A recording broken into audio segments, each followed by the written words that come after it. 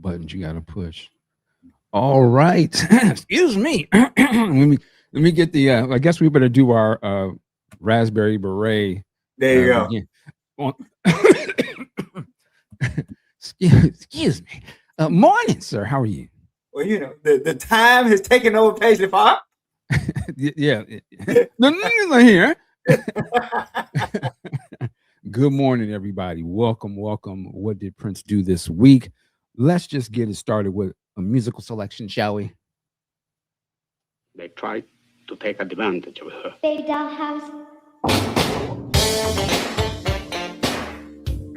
All right. And as we play some music, let's welcome everybody here in the chat. Who was first? Boombox Guru. What up, Purple Fan? Right. What up? What up, dog? We see you, Grant. Music too loud. Can you hear me okay? Yeah, you good? You good on my end? What about y'all in the chat?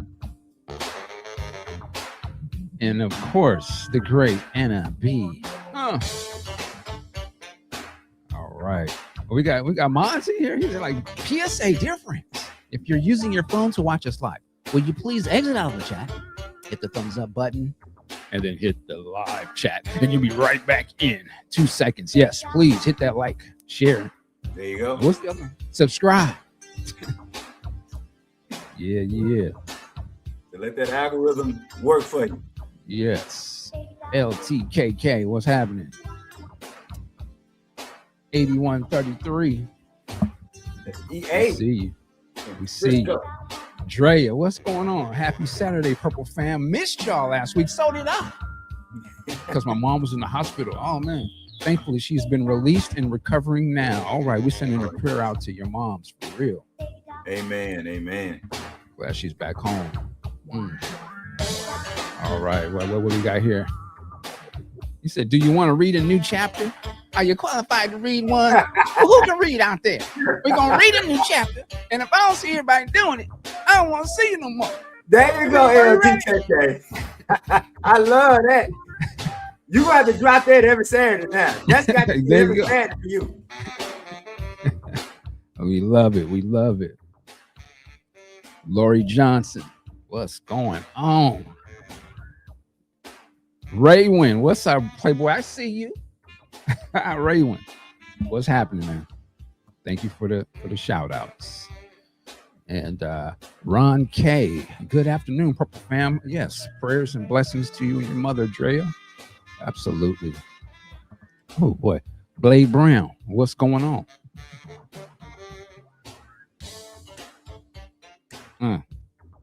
It's like that part right there. And also Chris Bornay, what's going on? You can tell when you get somebody's favorite part, they get real quiet. You tell they that. Right. It's like that part about the hit. Like, let me get out the way. All right, lady cab driver. Hell yeah. Baby doll house. Turn it up, goddammit.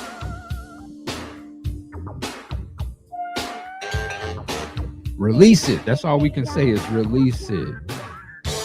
Man Ray. We see you today. Purple cat confetti.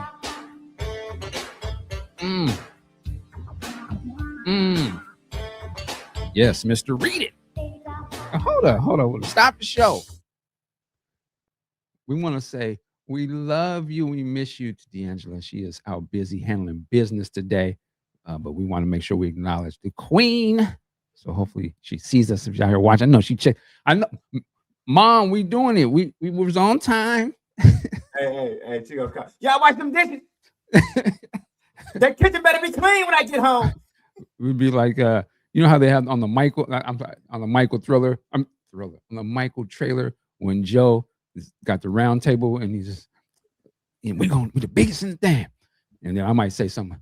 Well, maybe we could do another top. I told you what to think. I'm just playing. You know what? If I was on the fence about seeing the movie, I was gonna see it after that. All right. I told you what to think. I told you what to think, boy. Oh, sorry, Joe. We're just playing. D'Angela's not like that. Read it. All right. Yeah, so we sending out man love and wait for you to get back and promise you the kitchen will be clean when you get back. Yes, we will. Said all the dishes gonna be put up, but the all kitchen dishes. We'll fold the clothes and make there you go. There you go. Clothes and take the garbage out. I shouldn't have to tell you this. So you're all kind of flashing back at me. There you go. All right. And won't nobody be running out the back door when you pull up in the driveway, Mama. We promise. Won't nobody be running out the back door. Wow. What's going on over there? Y'all was doing it like that. I ain't mad. Yeah, I didn't have the guts. Yeah, I didn't have the guts to pull something like that. Because you already know. All right. I got to catch up with the chat, man. Welcome. What's up to all y'all out there? I have to jump ahead. I'm sorry. But we see you out here. Celie, how you doing, sir? Uh-oh, we can't hear you.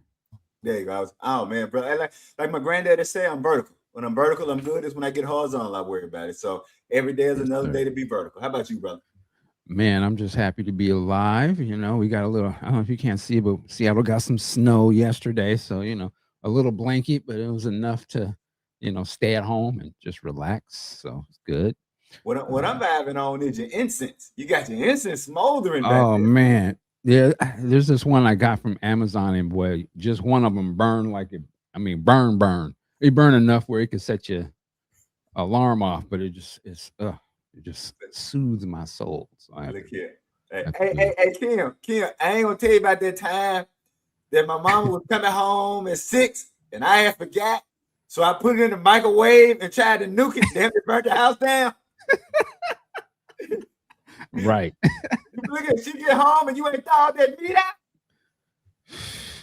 Put that in some hot water and put it in Tupperware bowl and put it. Better be thought out before I get home. We're exposing ourselves. Yes, indeed. Oh, here we go right here. Here's D'Angela. She says, I'm checking on y'all. I'm checking on you. Thanks for the salute. All right. Thank you. We love you. All right, man. Web Diva, good morning. Yes, I see today is Dorothy Parker. Yes. And she was a waitress on the promenade. Dishwater blood? Yes. Tall and fine. You know she got a lot of tips. God damn it.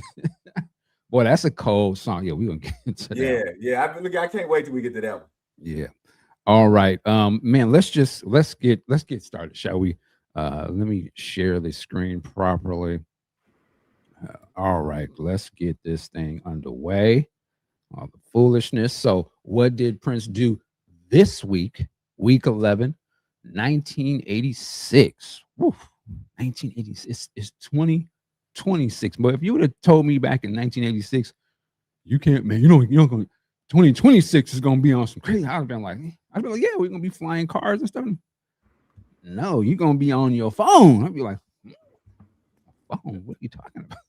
Never would have imagined. That was gonna be that Jetsons. Yeah.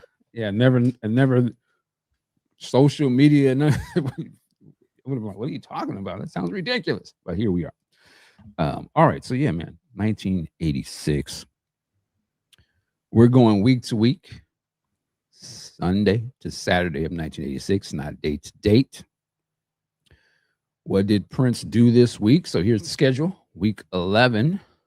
This is March 10th through Saturday, March 15th. Of course, you can check out the bit.ly link there and the QR code to get locked in and clicked in. And what did Prince do this week? You don't need the paperback to participate, but you do need a book to at least look like you're smart. But you actually don't need either. You can just show up here Saturday unprepared and have a great time with your family, and we'll read it for you. But it's a good idea to support the book, and we salute to Dwayne for producing this great piece of literature here. All right. Animations. What did Prince do this week? These will also be archived at youtube.com/@polishedsolid, and of course at youtube.com/@md. There you go. And then we do have our hashtag WDPDTW. People still do hashtags and stuff. I'm not so up on it. Somebody says, "Where's D'Angela?" D'Angela's out handling her business today, but she is good. Yeah, she's in her skin. She's fine. She's taking a break, taking care of some stuff. What did Prince do this week? The estate of Prince Rogers Nelson is not affiliated, associated, or connected with the What Did Prince Do This Week book club series, nor has it endorsed or sponsored. And yada, yada, yada. You already know this. There you go. What did Prince do this week? Of course, we have the community guidelines. We choose to be a community, even when we disagree. The invisible text that you can't see, it says, if you act up in here, you're going to be out of here. There you go. So just act like you got some sense. And we'll add that, and I think most people do this, but if you're new to the space, understand that if somebody likes something that you don't like or dislike something you like, it is not a statement on you. Like Prince put out over 40-something albums. He worked over 60-something projects. So there's no way we all gonna love everything. So we have to know that just because I might not like a particular song doesn't mean I'm saying I don't like you or like your taste. That just means that particular song is just not my taste. So we have to be able to keep that in mind that everybody's not gonna dig everything we dig. And I, this brother thing, I'm always even with my wife, I'll find things that she like or don't like, or like, I'll be like, really? Like, and my wife, she'll always say, she said, driving with my husband is not a problem, but I just know if it ain't funk, it's gonna be that damn rock and roll and blues. So hilarious with the funk. But when I get something, look at, I put on Sunday rock and roll, and she give me that sister look. She give me that's what we gonna drive to today. And plus you're locked in. It's not like you can't back out the deal. There you go. You're gonna like it. You gotta love it. No, but you're right. Yeah, it's interesting. Deviate for a quick second. I peek on Twitter. I'm not a heavy Twitter user, but man, I see a lot of conversation about, and it's interesting. It's the ongoing battle between MJ, Prince, and I think there's a video that just came as an AI video. Rather well done. I mean, you just get so surprised with the quality of this stuff, but they don't. They clowning Prince in the video. To be very clear. Really? Yeah, man. It's still funny, but they got jokes. I mean, they got jokes to everybody. But I guess my point is to say, even when we see stuff like that, we don't have to get so bent out of shape about it. Like exactly. You know what I mean? It's like the music is still gonna be the music you love, regardless if some unknown person online doesn't like it. It's gonna be all right. There you go. All right. Okay, so let's get into the show, shall we? What we just heard at the beginning was 11 by the great Madhouse. And I'm still getting used to seeing that bank back there on that picture, because I didn't see that bank all them years. So thank y'all for letting me bank on there. Yes. Yeah, you're right. Funny what we noticed. Some of the players on there, of course, Eric Leeds, Prince, Sheila E., Levi, Caesar Jr., Susanna Melville, that's her voice sample, Dr. Fink, and then a gentleman by my man from The Godfather, the sample on there. So, oh, okay. Yeah. It's always funny, like you watch The Godfather, and for me, I didn't see The Godfather necessarily in real time. I saw it years later, but then watching it after you like immersed yourself in some Prince music, like Madhouse, all the little samples and stuff that you're pulling from that movie just jump out at you, and you just wait for the music to kick in the movie, thinking the music's about to start in the movie. It's like, no, wait, that's Prince's stuff. Right. So yeah. I'm not gonna lose my black card, but I'm about to lose my American culture card. Please don't tell me you've never seen Godfather. Not only have I never seen The Godfather, wow, I've also never seen Scarface. Really? When I was a child, so my father, look, this is what you understand how uber super black my father was in the movement. He wouldn't let me watch Godfather because in real life, Their policy was, don't sell it in our neighborhood, sell it to the N-words. Yeah. Well, my father was like, why are Black people supporting and watching the films of people who dumped poison in our neighborhood? Now, I want to be clear.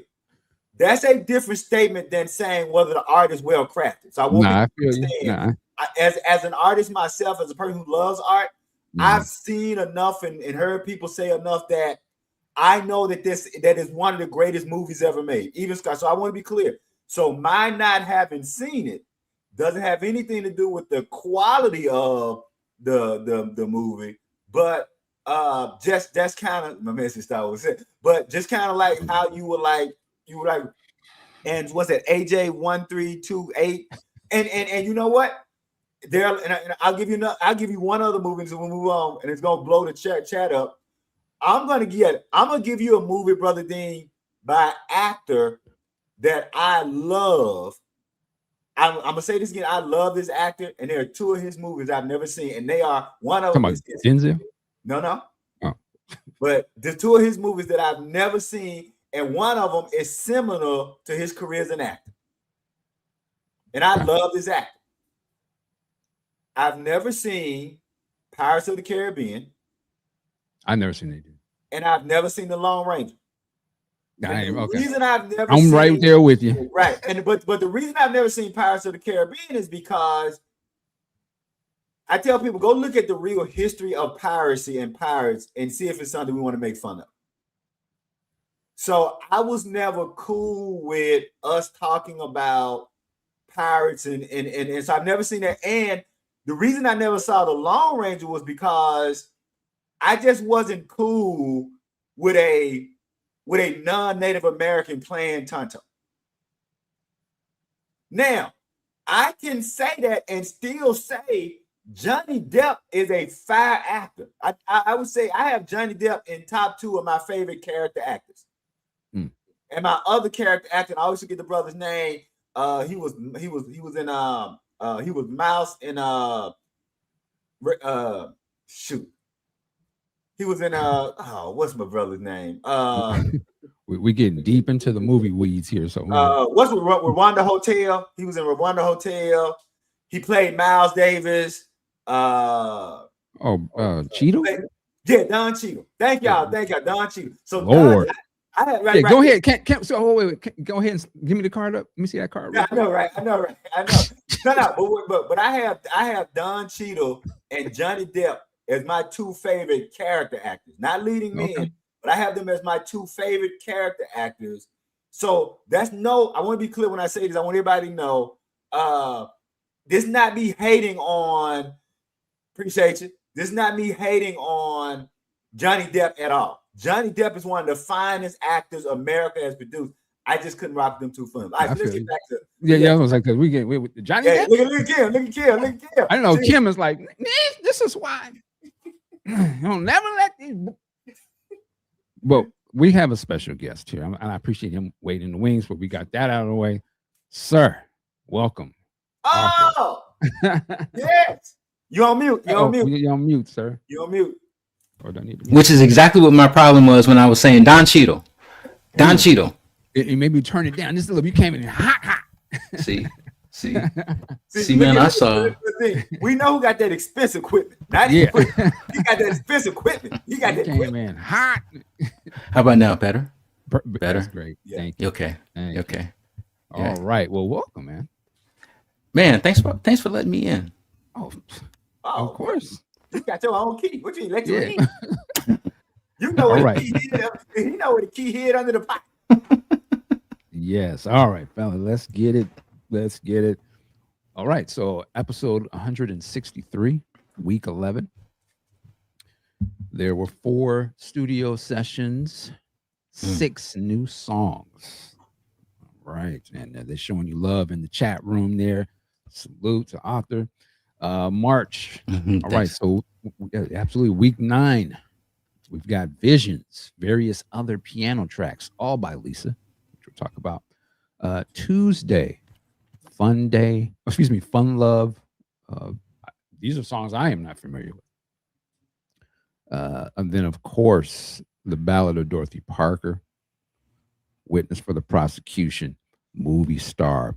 And then we're jumping into some classic stuff. So let's just, man, I can't wait to get going. And we got some good people here today. So let's just jump right into the reading. We'll start with Visions, March 10th, 1986. Celie, would you like to start us off on this? I sure will. And I'm going to leave it to your discretion to read what you feel. And always, I'm going to have to give him a little eyepiece. Magnifying glass. There you go. Monday, March 10th, 1986, Estimate Visions, tracking various other piano tracks. Galpin Blvd, home studio, Chanhassen, Minnesota. You know what? I always have to, whenever I see that, the first thing in my mind is like, I've been on that boulevard, right? You know, that's the one where people ride by the house. Producer Lisa Coleman, artist Lisa Coleman, engineer Susan Rogers. Lisa Coleman quote: Prince had been thinking of doing piano interludes or on a record. He had just got a new grand piano in his house. I played Visions once, and that's what that is. I haven't played it since. We were just testing out the setup. All right, let's get to the reading. No matter how talented Prince was, there were people who he depended on to bring him something that he might not otherwise hear, whether it was to inspire him or fill in space that he couldn't. He surrounded himself with people like Lisa, who he could rely on to surprise him, explains Peggy Leonard, quote, I think Lisa complimented him. If he was stuck on something, she could pick up the riff and do it. And I know that he treated her differently. He respected her. It was more of an equality with her, end quote. This is Lisa talking, quote, working with Prince was so exciting because he did everything himself. He had a studio in his basement, and he even had me recording him on the drums or punching him in to play guitar parts, and it just became like a crayon in his box. It was something that you could just grab and use it the way you wanted to use. It was fantastic, and he even let me use the studio by myself once I learned all of this, how it was all hooked up, and he would just leave me in. I always get this. There we go.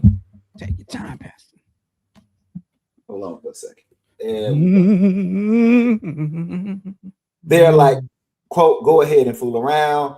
He would go and take a nap or something. Yes, he took naps, in the Lisa's quote. For this session, Prince asked Lisa and Susan Rogers to record some music on his new piano.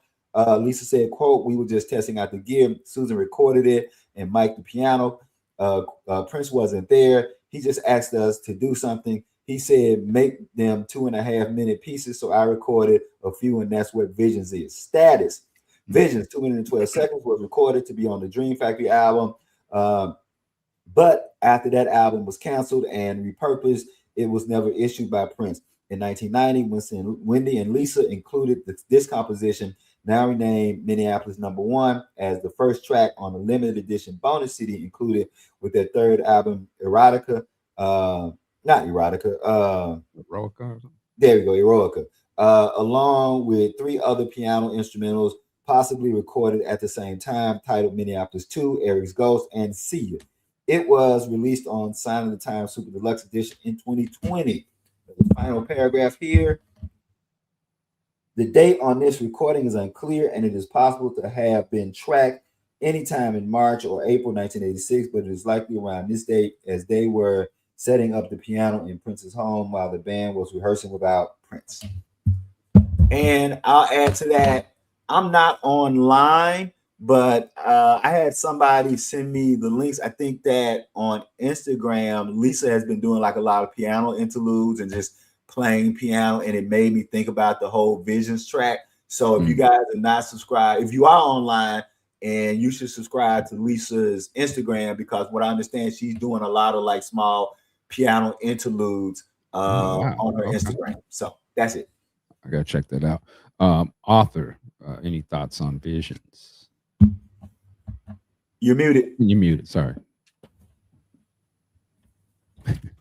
I'll get in sync. I'm trying a 1 coffee cup trial. It's It's a little rough.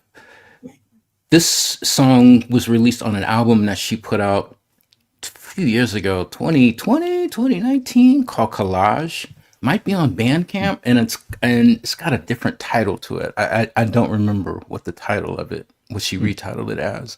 I first heard this on a compilation of Dream Factory, and there've been some. We need to get to Dorothy Parker, but just to say, we have been, there's an interesting debate about the concept of Dream Factory, if it was actually an album, if it was a collection of songs that in the same vein as like junk music, right, where I'm putting things together but I really don't have a framework for it just yet, and then of course almost all of those songs got parsed out, to pretty much sign the times, but also B-sides and the like. I don't remember what year I first heard this song, but of course, like anything else, I figured, oh man, Prince has range, but it really gave folks the opportunity to hear Lisa in her virtuosity. She's a beautiful pianist, and that doesn't come through completely. Certainly doesn't come through on the Prince albums, but it even doesn't come through completely on the Wendy and Lisa albums. You actually have to like see them to get what she's capable of. I mean, Lisa Coleman, man. I mean, she really was a weapon in the revolution, without a doubt.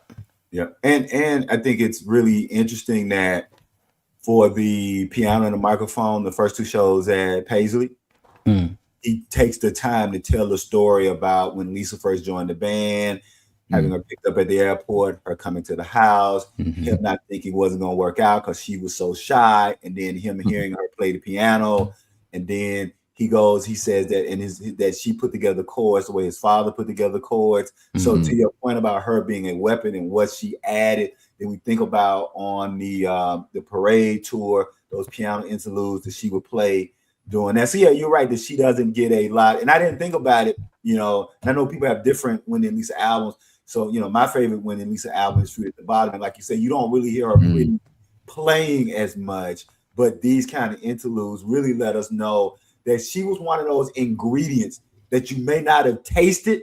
Yeah. But if it wasn't there, the dish wouldn't have tasted the same, if that makes sense. Yeah, this Visions, I'm with you, Arthur. I think the first time I heard it, it was some Dream Factory boot that came out, and it was collected, and it was sort of like, this is what the album would be like. And I want to say that it started with Visions at the beginning. Yeah, I think it did start with Visions. And I remember listening to that for the first time. I was just like, at first I just couldn't understand, like, how did we not hear this before? Because it just sounded I say magical, but it was just something, it was a quality about it that it sounded exactly like that period, but a way deeper dive into sort of the nuance of that period. And if what I just said makes any sense to you, then no, yeah.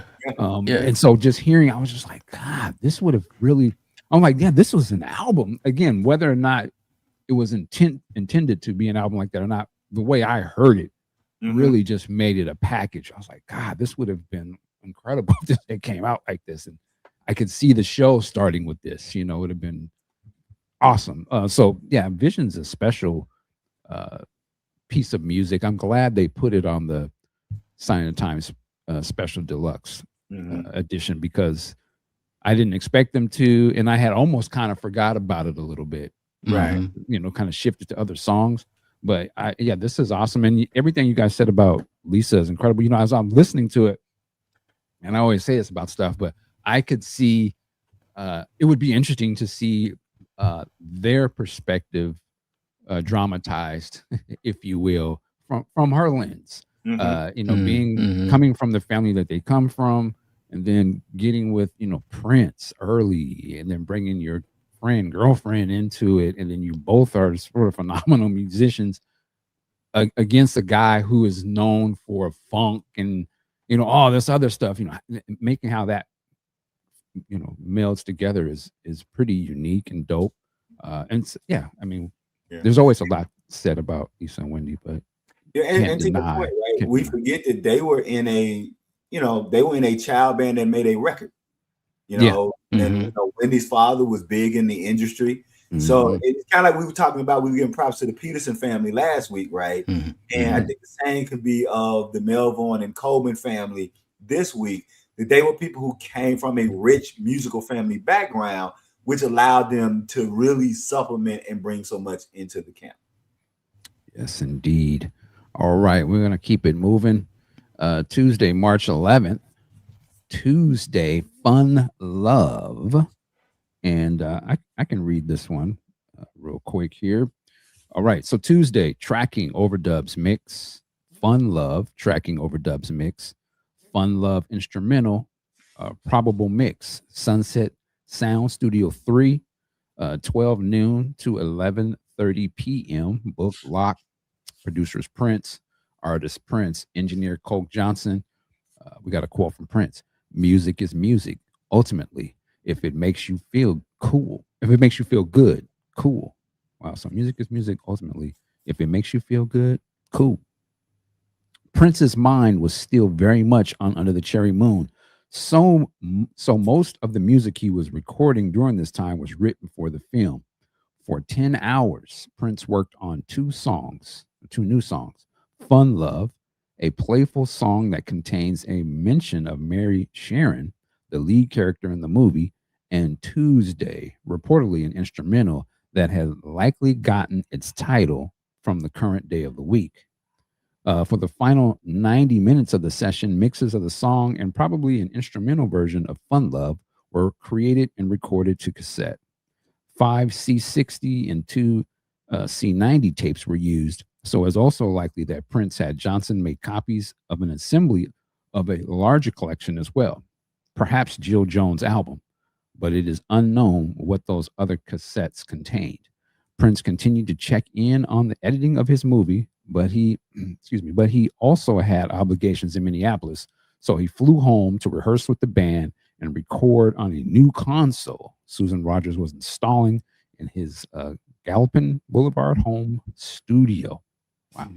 Status, Fun Love, and Tuesday, both, let me start over. Fun Love and Tuesday would both be revisited later in the month. They remain unreleased during Prince's lifetime. And just quick to say, on the Prince Parade or Prince and Revolution Parade special edition package that I know y'all better be working on, please. It's like it's absurd that they're not putting that out, right? So I assume these songs would be on there. It would be great, but whatever, I know y'all got something coming because if they don't come out, what my man Pac said, best believe we right. Yeah. But anyway, any quick thoughts on Tuesday and Fun Love? So I haven't heard Tuesday. I've heard a very bad boot of Fun Love, and it interestingly to me, now this is keeping it as a very bad boot. It sounded like a precursor to Dorothy Parker. Really? Yeah, it's kind of R&B-ish, for lack of a better term. And I'll just say this now, and I'm going to say something that I don't mean what I'm about to say literally. So I want everybody to understand, I don't mean this literally because of how titles are. But I've always said that if there's one song that we say created something, Dorothy Parker created Neo Soul. Now, we know that the term Neo Soul was created by an executive because they wanted to separate what the quote Neo Soul artist was doing from traditional R&B and that whole thing. So we understand that. But if you're just talking about the groove, the sound, I've always said that because Dorothy Parker, there was nothing that had sounded like Dorothy Parker. So I'm just saying that for me, the first time that I heard this Fun Love, it sounded like it's in the same pocket or groove as Dorothy Parker. But again, it's a terrible bootleg. And I've seen a couple of people put it on YouTube, and it's just as bad. Usually when they get to YouTube, they clean it up, and it's a little bit. It's still terrible. But anybody else, I don't know if you guys have heard it at all. I don't think I've heard that one. I don't think so either. You know, Yeah, I definitely want to. I definitely want to hear the one talking about Mary Sharon. Like, Right. that's what I say. It's gonna be on the special edition, so I'm not tripping. You know. Right. What could go All wrong? right. All right. Can we go in now? Yeah. Oh yeah. Okay. I'm ready for one of the main courses right here. And this is Thursday, March 13th. Author. You mind? You want to take us into Ballad of Dorothy Parker? Be honored to. The Ballad of Dorothy Parker, tracking, And- overdubs, and and just- mix. And just so you know, Brother Arthur, it's Mm. it's 2.5 pages long. So read what you want and what you don't want to read. Or if you want to read the whole thing, that too. But just give Right, you a heads up. okay. It's 2.5 pages long. Yeah, you can tag us in if you want. I love how the song has like a backstory. There's like a whole legend to it, and it's like There you drama. There's a thriller element to it. There's like a life and death element to the climax, and then there's a resolution. The Ballad of Dorothy Parker, recorded at the Galpin home studio in Chanhassen, Minnesota, produced by Prince, artist Prince, engineer Susan Rogers. There are no accidents, and if there are, it's up to us to look at them as something else. Quoted to Prince, tributed to Prince. After months of preparation, Prince's new home studio was ready to go, and according to Susan Rogers, Prince was excited and couldn't wait to take it for a test drive. God, he was happy when that studio came online. He had waited so long for that console, and the house was nice, so we got a lot of work done there. The console was the same as the one he loved at Sunset Sound. That he could make recordings there that were near that same quality at home meant a great deal to him. Can we just stop right there for a quick second? I mean, just that alone, you know, the idea that you have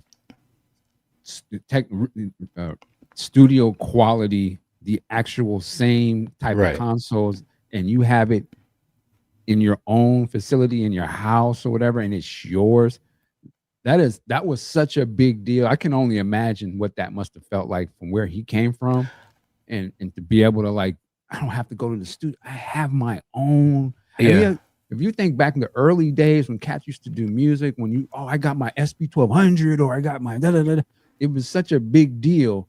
So imagine it wasn't just a piece of equipment. He had the damn studio with the engineer right there. I mean, he was probably like a kid on Christmas when he that little box.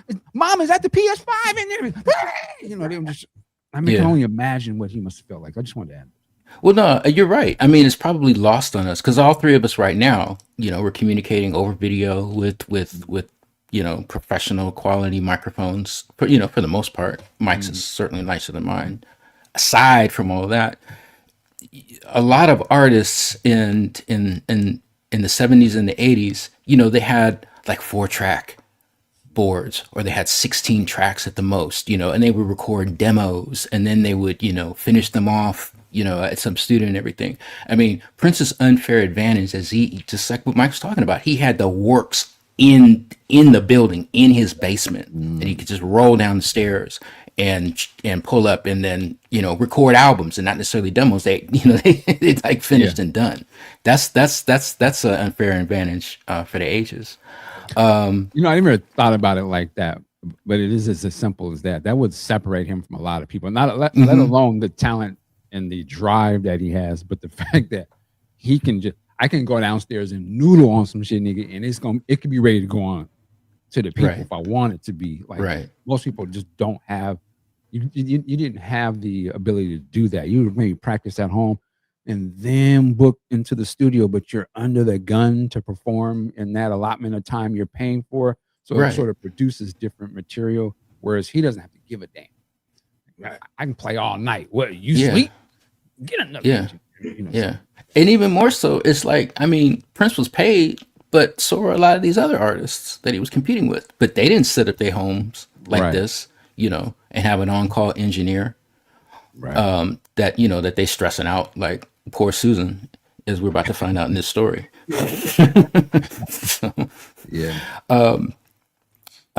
Continuing with Susan, Dr. Rogers, to give respect, now that a state-of-the-art studio was 20 feet from his room, he could literally roll out of bed, plug in, and record his dreams. And that is exactly what he did, as he had done in the past with tracks like Manic Monday. Prince composed the song in his sleep, and once again it was about a working woman, but on this number she was a waitress who enticed him to join her in the bathtub.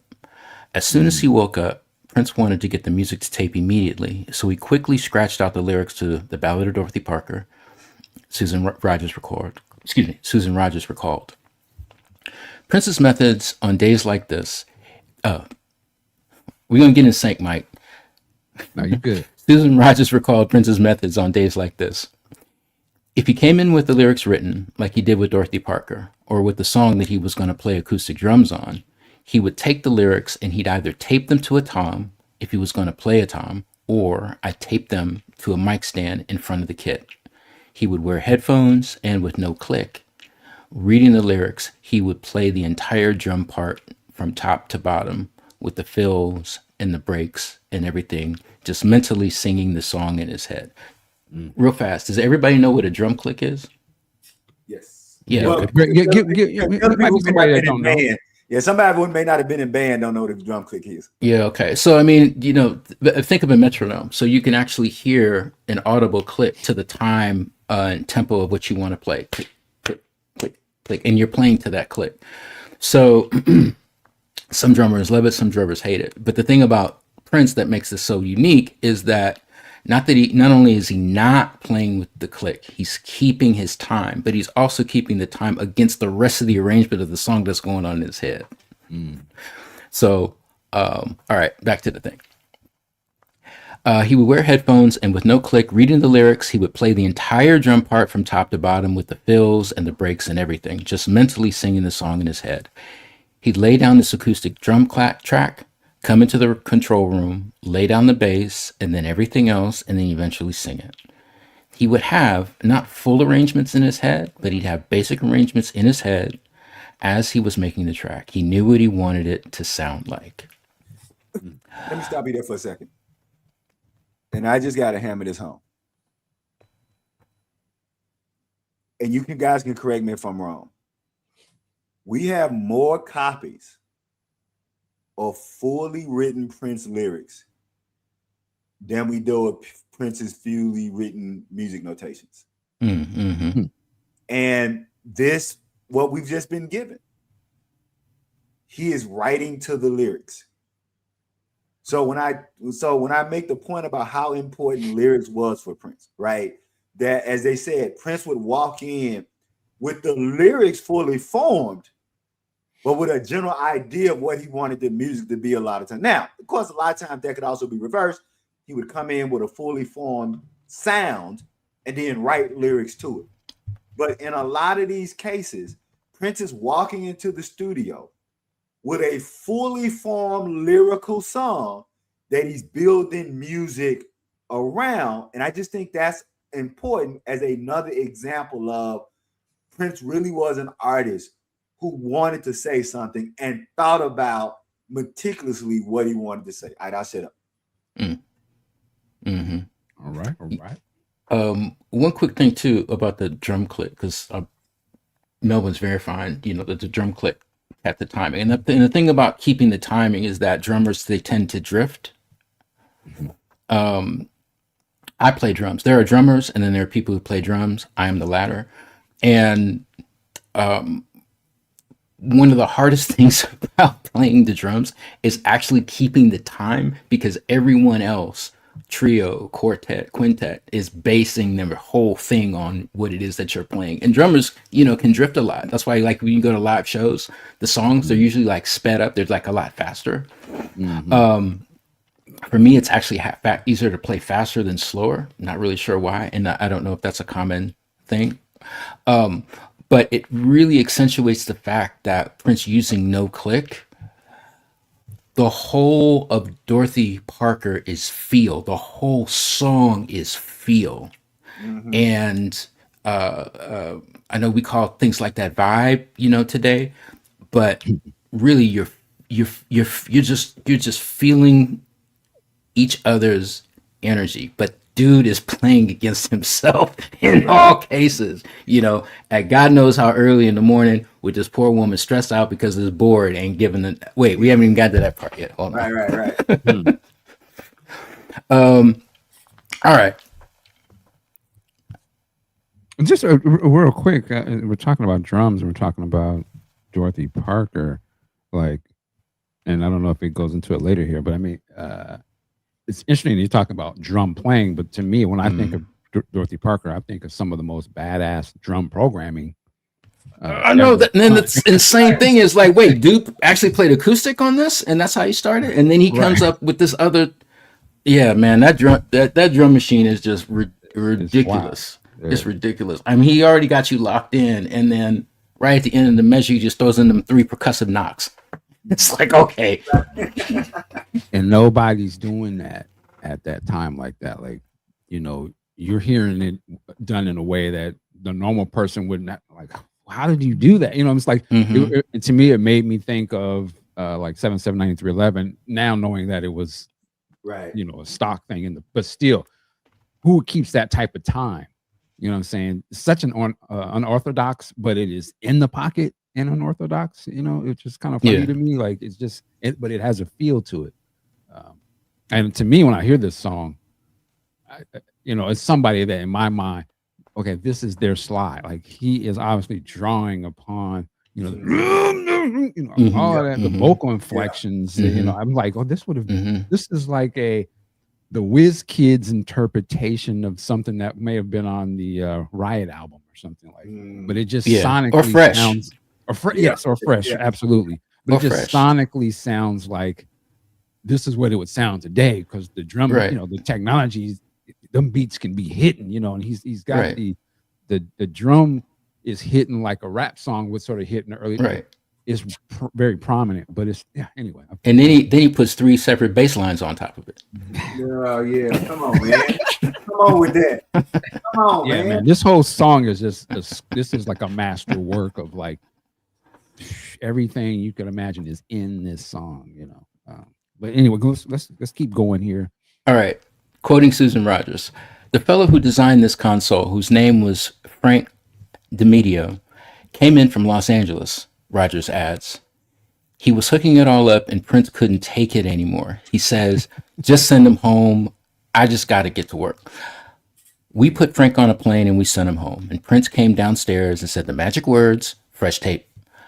I put up fresh tape and we started recording the song. I had not finished testing the audio wiring or anything. In other words, I had just soldered the last connection. As always, he's playing every instrument and I'm just panicking on the inside because something does not sound right. It's really dull. There's no high end and I can't wait for the song to be finished because I've got to check it out and see what's going on. Of course, the song is coming out really well, and the whole time I'm thinking, I wish he would just stop. But that's not going to happen. The whole time, he hasn't even said anything, hadn't even commented on it, and I know he hears it. But he's really happy because he likes the song. At the very end, he gave me my final instructions and said, there's something about this console that doesn't sound like the one at Sunset's Down. It's really dull. And then he goes upstairs and goes to bed. I'm thinking, hell yeah, it's dull. There's no high end at all. But he conceived of this song in a dream, so he didn't mind that at all because it gave it this dreamy-like quality. Rogers was able to ascertain the problem. I got the voltmeter and saw that 1/2 of the power supply's rails were down. Instead of bipolar plus or minus 15 volts, we just had 15 volts. We had half the headroom and half the frequency response. According to Rogers, this was an illustration. Hold on. I'm flipping too fast. According to Rogers, this was an illustration about how it was the sculptor and not his expensive chisel that was responsible for the art. He was a perfect example of an artist who didn't need to rely on any special kind of tool, any special conditions, any special kind of situations. He didn't believe in any voodoo or magic associated with the work. If you've got the goods, you can show up at any studio with any console, with any microphone, and you can record under any circumstances if you're the real deal, and that's how he was. He wasn't going to let a little thing like no high end stop him from making music. Like Norwegian Wood by the Beatles, the Ballad of Dorothy Parker chronicles a man who is having an affair. The lyrics are a playful, inventive way of hiding how far the liaison went, and like the Beatles track, it involves a bathtub. He's a clever lyricist, Not a great writer of lyrics, continued Rogers. And I wonder how he thinks of lyrics. Sometimes it is pure narrative. During Dorothy Parker, he is telling a story and there is an end. Other times, he is just expressing an emotional desire or feeling, and it is as simple as that. Dorothy Parker is storytelling, and he refers to Joni Mitchell, and it's just really an incredible song that takes you places, reflected Bobby Z. It's just brilliant songwriting. I've always liked it. When he respected someone, he wore it on his sleeve, and he tutored their music and loved their songs. Joni was obviously one of those people early on, and Carlos Santana early on were some of the real heroes of his life. Excuse me. He loved her because what Joni gave to him was an open heart. So listening to her music brought his defenses down, related Wendy. It's 100% true. He was not intimidated by her. He was moved by her. The Ballad of Dorothy Parker is an homage to the music he loved, agreed Rogers. He loved Kate Bush and Joni Mitchell. Prince had a strong feminine sensibility, and those writers are sophisticated in different ways. He valued jazz chords and very poetic lyrics. Wendy and Lisa were fans of Joni Mitchell, but Prince was a huge fan. I love all Joni's music, Prince told the Rocky Mountain News. He also explained that he plays her songs just to keep her name out there. Joni's music should be taught in school, if just from a literature standpoint. Prince was intimately familiar with Mitchell's music, but Susanna recalls how Dorothy Parker recently showed up on his radar. He ended up knowing who Dorothy Parker was because of the amount of black and white films that we would watch when we were together. It wasn't until I turned him on to the Philadelphia Story, George Cooper films, and then we had a couple of encyclopedias, and I think it was during this time that I had one of Old Hollywood. Dorothy Parker was in that. Even though Susanna wasn't a player, her involvement with Prince at the time was equally as important as anything else just because of the different background in music that they had, confirms Eric Leeds. Coincidentally, it just really worked with where he was at the time. Once again, Prince's story, his life, and the world around him helped give birth to his art. He was so good at turning life into music, observed Rogers. He made music out of the life he was living. All right, now at the end. Status. Ballad of Dorothy Parker, 4 minutes, 7 seconds, was released in 1987 on Signs of the Times. Prince asked Claire Fisher to add an orchestra to a 5-minute plus version of the track, but decided he preferred the shorter, stripped-down song, and the Prince Fisher Dorothy Parker remained unreleased during his lifetime. I am so happy for that. All right, man. When I read that part about Roger saying that Prince wasn't a great lyricist, I just, in my periphery, saw this chat light all the way up. You know, all the way up. I love me some Susan Rogers, but well, it's also interesting that she doesn't mention Sly. She mentions none of them do. I pick up on that. But again, maybe they just don't listen to it like that, so they wouldn't know the reference or sort of what he's drawing from. And I can understand. And I'm not taking nothing away from Joni Mitchell. Fabulous, iconic, legendary. Well, if you want to talk about a songwriter that's gonna make you feel some stuff, right, that's Joni Mitchell. Yeah, but I say that to say, you know, for this particular song, yeah, she is name checked in this for sure. But I don't personally, I don't feel it draws from her musically. But that may be my inability to know a lot of her stuff. Either. I think her inclusion is a utility for us to get an insight in the perspective of Dorothy Parker. Yeah, I was gonna say that, and so for me, for somebody, and I don't know why it was odd to me that it was my father. Well, but my father actually was the person who introduced me to Joni Mitchell, which is, if you know, my father is a really militant guy, but it was through some other things that he had found Joni Mitchell. But to Brother Turnbull's point, I've always said that this song is a perfect merging. Because being a poet, I know who Dorothy Parker was, or being a lover of poetry. And so if you read Dorothy Parker's short stories and poetry, and you read, of course, you listen to Joni Mitchell, they both, I remember hearing it, thinking about, oh yeah, because you hear something, oh, I know Dorothy Parker, I know Dorothy Parker, she was a poet. And then I started going through it. And a side note, a lot of people don't know this.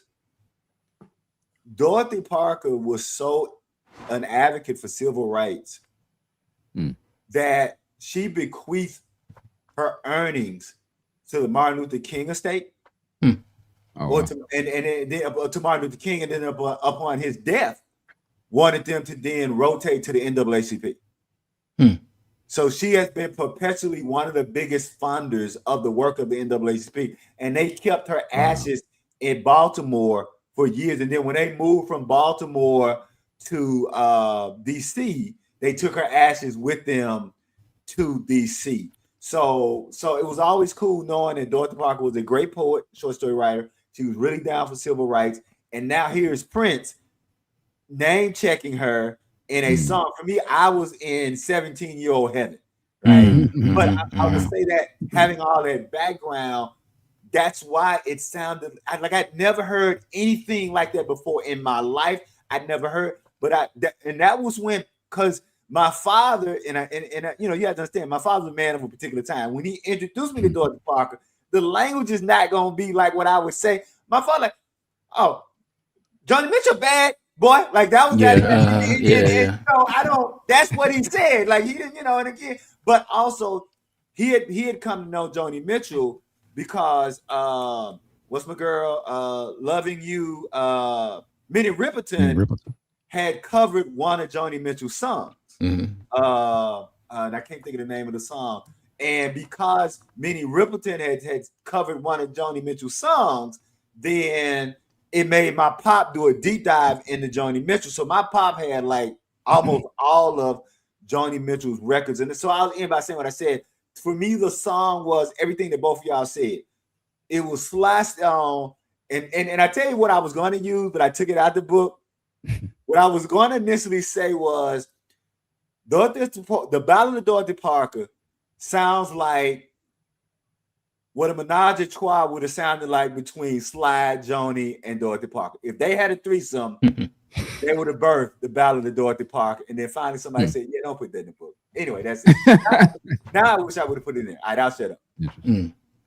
Something I think about with the lyrics, I mean, for me, they're the most efficient lyrics that he's ever written. There's so much that goes on in this song, and there's so many levels to the song. I mean, we move really from three locations. This violent room that we don't, you know, quote unquote, see. He never inhabits it. He just comes from it, goes back to it, and then you have the restaurant, which is probably like an outdoor cafe because he's referring to Paris.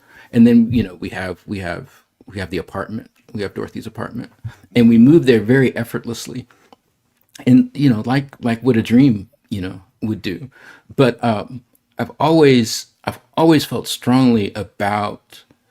I don't know if you've all ever heard this, but have you ever heard the view that Dorothy Parker was a sex worker? No. Oh, that he, yeah. I've heard that that the persona in the right. She got a lot of tips. She worked the night shift. Okay. Yeah. She was a sex worker. And that view of it always struck me as lazy, if you will, because there's so much that he talks about later in the song that makes me believe that no sex ever occurred. Right. That I don't even think that she got into the bathtub with him. Right. I do believe that that Prince in the scenario, you know, he was a womanizer. He comes from this violent room, fighting with lovers past. So he's been caught. He's just into it with all this conflict. Goes out to get some steam and some fruit. You know, he's at this restaurant, sees this beautiful waitress that comes up, who immediately starts flirting with him. Right. Right. Because he orders a fruit cocktail. He picks up on this flirtation, which is part of his problem. That's his MO. Right. Right. And we wind up in her apartment. The first thing she says, "Mind if I turn on the radio?" Ooh, my favorite song is playing on the radio, and it's "Help Me." And we get the first line of the song from "Help Me," and I'm gonna come back to that. Right. Phone rings. She doesn't answer it. Whoever that is, not as cute as you. That's then and there I knew I was through. Meaning She's definitely interested. He is too. He knows it's a bad idea, but he's just going to be who he is. Right. Right. And then we get into where he declares that his pants are wet. He tells her, I'm going to keep my pants on. I'm going to take this bath, but I'm going to keep my pants on because I'm kind of going with someone. Right. Now, he just starts out by saying that he's fighting with lovers past, Yep. but he tells her that he's kind of going with someone, which to me is his out. It's plausible deniability. Right. Right. I'm loving this. We're in the bathtub.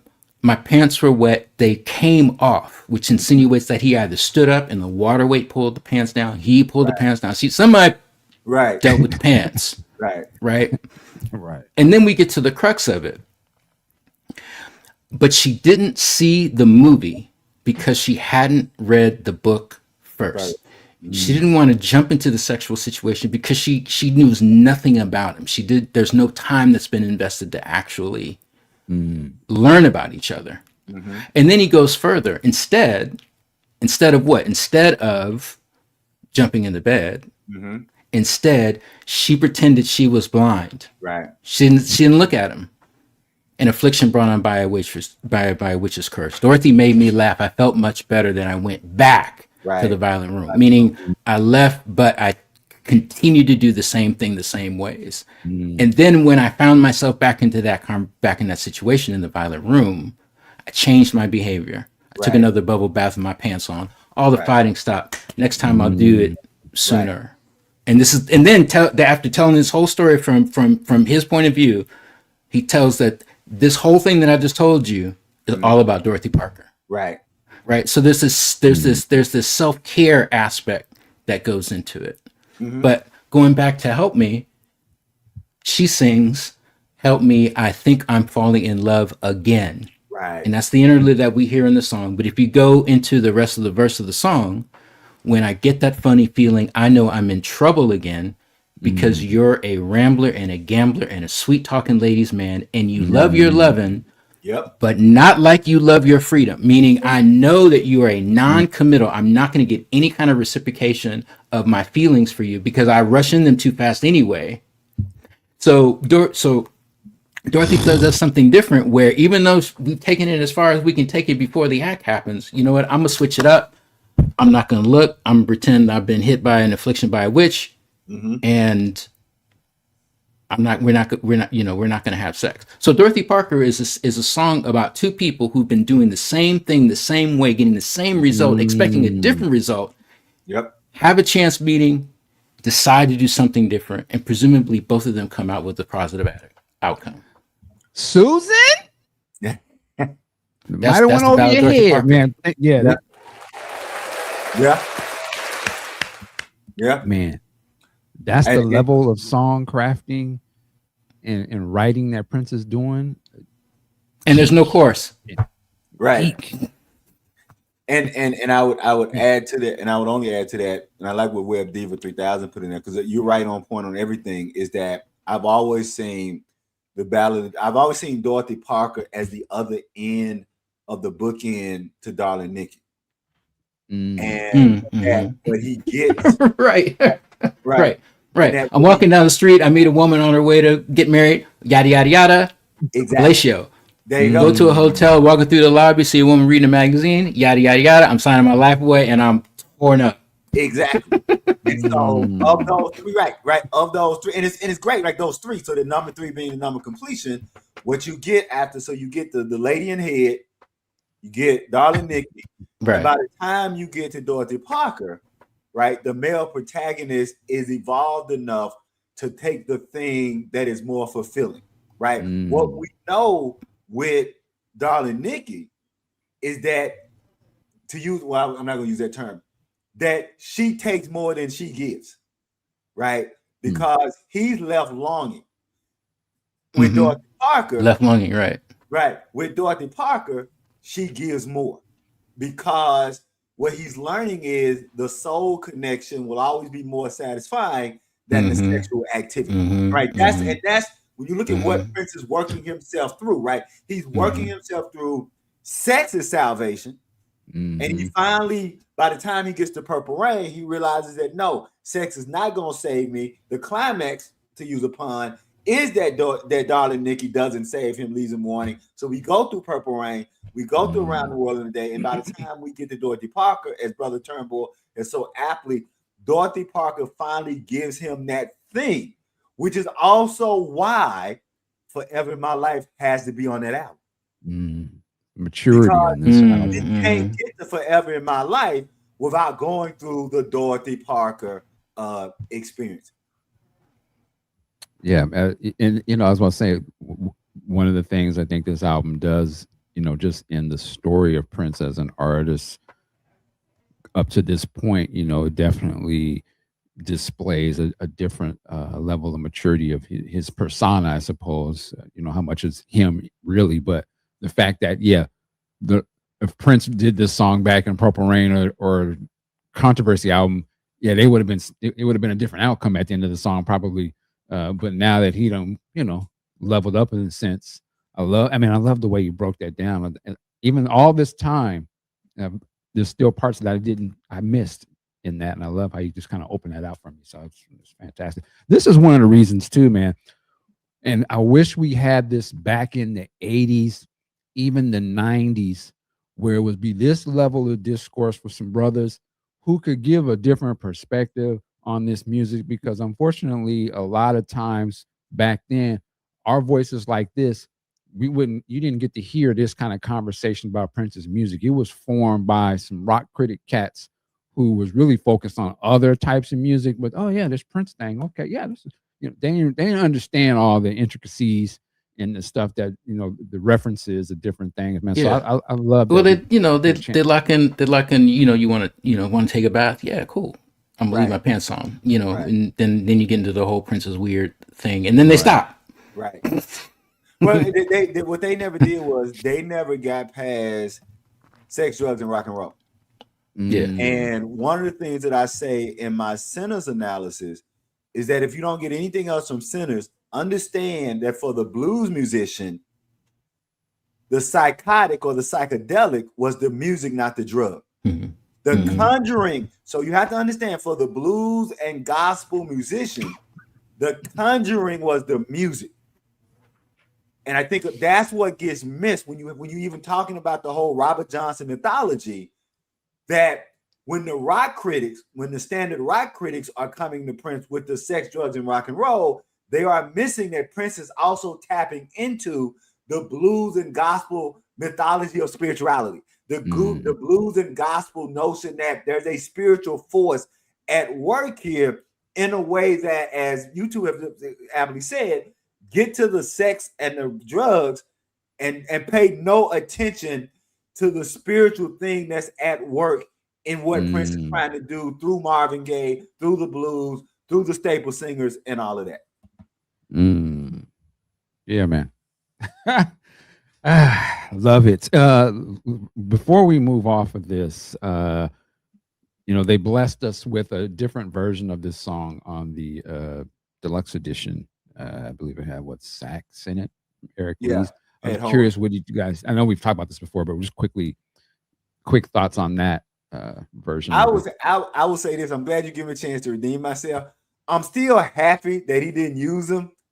But if you go back to that 5 weeks we spent on set, I murdered that version with the and now I feel bad about how bad I dumped on it. It was just so I just couldn't because it's perfect, when you hear something and it's perfect. So I'll just say I'm glad the horns are not on that, but I do feel bad that I really dumped on how much I hated the horns being on that track. I'll set up. All right. What about you, Arthur? I do not like it.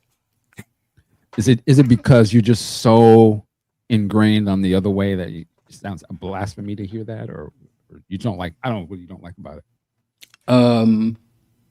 So I will concede that I am a snob over that particular song.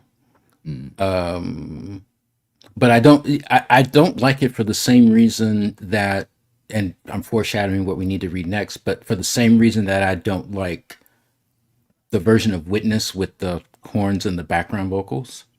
Okay. I think that the I'm going to call it original, but I'm saying that the original version is perfect just as it is. Doesn't need any more color.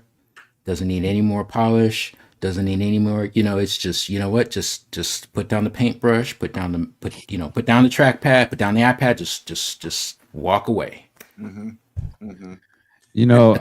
Go ahead. It takes you out of the feel of it. Yeah, I was gonna say the horns make it busy. Because Eric comes in after the fact and does plays against the song, so it takes you, and that's probably a better way to really talk about what my feeling is about it, right? Dorothy is a vibe all unto itself because it's happening, in the moment. That's the craziest thing. I mean, in the segment that we just read, the passage that we just read, she goes through his whole process of how he records, using Dorothy Parker as, the template of it. But I'm saying that's how he did it. He rolled down the stairs, put on fresh tape, hit the drums, ran through that whole thing, while homegirl is like fretting in the control room, right? But I'm saying he did the whole song. Mm-hmm. Right. So bringing somebody else in, yeah. But I'm just repeating myself. Bringing somebody else in and playing on that is not, that ain't, you can't lock into that. You could argue a lot of his songs would fall into that perspective, because that initial recording, and I see somebody else mentioning that initial recording, of the song probably is. And how many songs has he overdone because of that? Right. True. I will say this about the Dorothy Parker. I agree. I was right there with y'all. Like, I just couldn't stand to hear that. But I think I've let it play so many times that now there's a part of me when I think of Dorothy Parker, I think of it the traditional way, but also in my mind, I almost cannot not do that Eric Lee's the way. It is so stuck in my head, but I think it's just that horn line I think is dope. I don't know. It doesn't necessarily fit the song. Yeah. But I do love what Eric did there. So I will let it play sometimes, even though I know in my mind that's not the real song. But I guess I enjoy the song enough that on a certain day I can hear a variation of that and be like, I can see in an alternate reality that I probably would have been like, I could have saw that if I had knew nothing else. But the problem is I have lived the original song from just that original cassette tape back in the day, sounded grainy, to now the super fidelity version you have today, but it's still the same core of the song. So anyway, the last thing I wanted to ask about this song, I feel like I wish we lived in a world where in the Sign of Times movie they performed this song live, and it was great. I've heard a couple of takes on this live, and I have heard a live version that was phenomenal, but I have also had some that I was like, I don't know if he's ever. It was like a Kiss, like it's almost impossible sometimes to do it the way it sounds on the record. It's like you can't. Yeah, there's no way to really do it. I only heard Kiss played right one time, but this, man, I don't know if you could even do it like that because the arrangement. So on YouTube, The Tonight Show, a Jay Leno Tonight Show, and he does Dorothy Parker with Rhonda and Neto and Blackwell. That arrangement is what Mike's talking about, going all the way back to 1987. Well, actually, I think it was like is from a Sign of Times tour rehearsal. Really? Well, let's talk about that after. We just never got offline. But that arrangement where he fuses the first half of Dorothy Parker into 4 from Madhouse. Right. Yes. Right. And that goes back to then. That's an old arrangement. Yeah. And I think that was like genius, but it's like what can we really do with this? We can't, you can't play that live. Yeah. And he has some of those songs that almost seem impossible live. At the top of my head, I will say this song, Kiss. God, the other one I just had it. Dubs. When Doves Cry. The one he did never has worked for me live. I love the one he did on that birthday show in Minneapolis. That was badass to me. But I can see what you. It's the ones that are drum machine songs. Another Lover. That's the. I mean, I've heard some cool ones, but they never have captured to me like because the songs, the drum machine songs, like you know, and I don't know why he doesn't, because the drum machine programming through the Sign of the Times tour is fantastic. Like, but anyway, any last words on this song before we move on? We gave it proper. Okay, one quick one. A couple months ago, there were these two. It's a YouTube show. I forget the name of it, but it's done by these two musicians. I mean, they're actually like straight up musicians, you know. And they were talking about Sign of the Times. And it's got like, I don't know how many now, but it had like, you know, tens of thousands of views on it. And a lot of us got up in arms because they got a lot of stuff wrong about Prince in general, but Sign of the Times in particular. I admittedly, I didn't watch the whole thing. I scrubbed through a lot of it. And I got to the part about where they talk about the Ballad of Dorothy Parker. And when the song comes on, because I guess they play excerpts of the songs and they talk about it. When the song comes on, one of the guys, he just closes his eyes and he's just making faces and he just groove into it. Like he can't even talk about it. Right. You know? And I said to myself, you know what?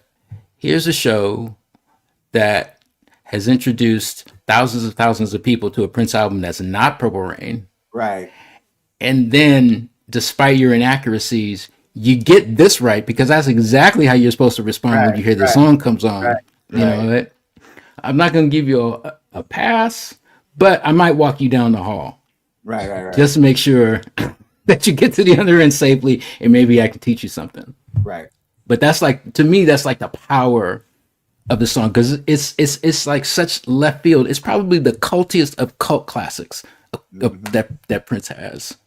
Okay, I'll shut up. All right. Let's we got more to do. All right, so I'll read this one. Friday, March 14th, 1986. Witness for the prosecution. Tracking, overdubs, and mix. Movie star. I think I've heard of that song. Probable tracking, overdubs, and mix. Galpin Blvd home studio, Chanhassen, Minnesota. Producer Prince, artist Prince, engineer Susan Rogers. Quote from Prince: "Imagine Morris Day doing movie star. That's who it was written for. The time." Okay. Prince would keep various people in his orbit just because he enjoyed their company. Maybe they reminded him of a certain time in his life. Maybe they brought something special to him as a musician. Or maybe he just enjoyed their company and their effect on his mood. Jerome Benton was one of those people who Prince seemed to enjoy having around. After the time broke up, he was added to the Purple Rain tour and included in the family. Once the family collapsed, Prince invited him to join the upcoming tour as a dancer, but most importantly, he crafted Under the Cherry Moon to feature him. Jerome was just a sweetheart of a person, according to Peggy Mack. He was like Switzerland. He was always happy. He was always just one of those guys who was always a good guy. And he was funny, and he never pulled an attitude. He always made people laugh, and he didn't give Prince any ego trip. He did whatever Prince wanted, and he was happy to do it.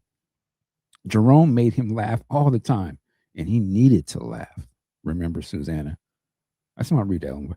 Jerome made him laugh all the time, and he needed to laugh. And that relationship in Under the Cherry Moon was a lot like what they were in life. Prince enjoyed going out for 20 minutes to see what the vibe was, recalled Benton. He got what he needed to get from 20 minutes of hanging out. I remember when we started meshing our relationship.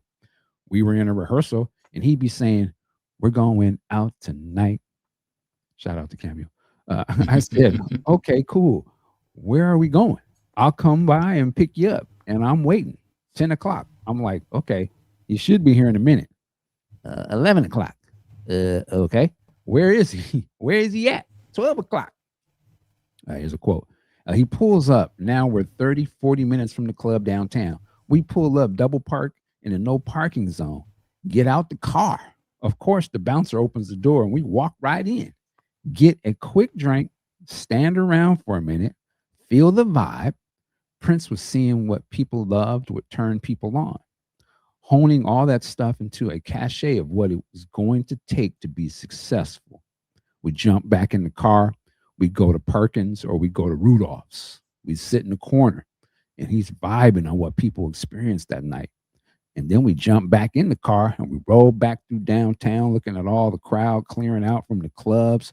And we roll back either to the studio or he'll drop me off at the home. Then the next morning he called me. I want you to come by and listen to the song I did.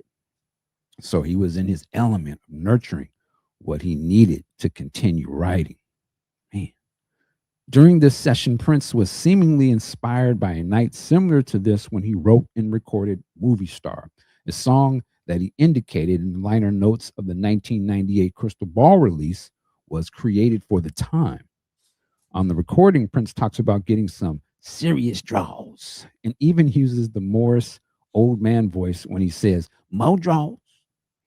Although the time had broken up 2 years earlier and showed no signs of reuniting, they were Prince's first real protege band and his outlet for his funk and rock recordings. Them Negroes will be back.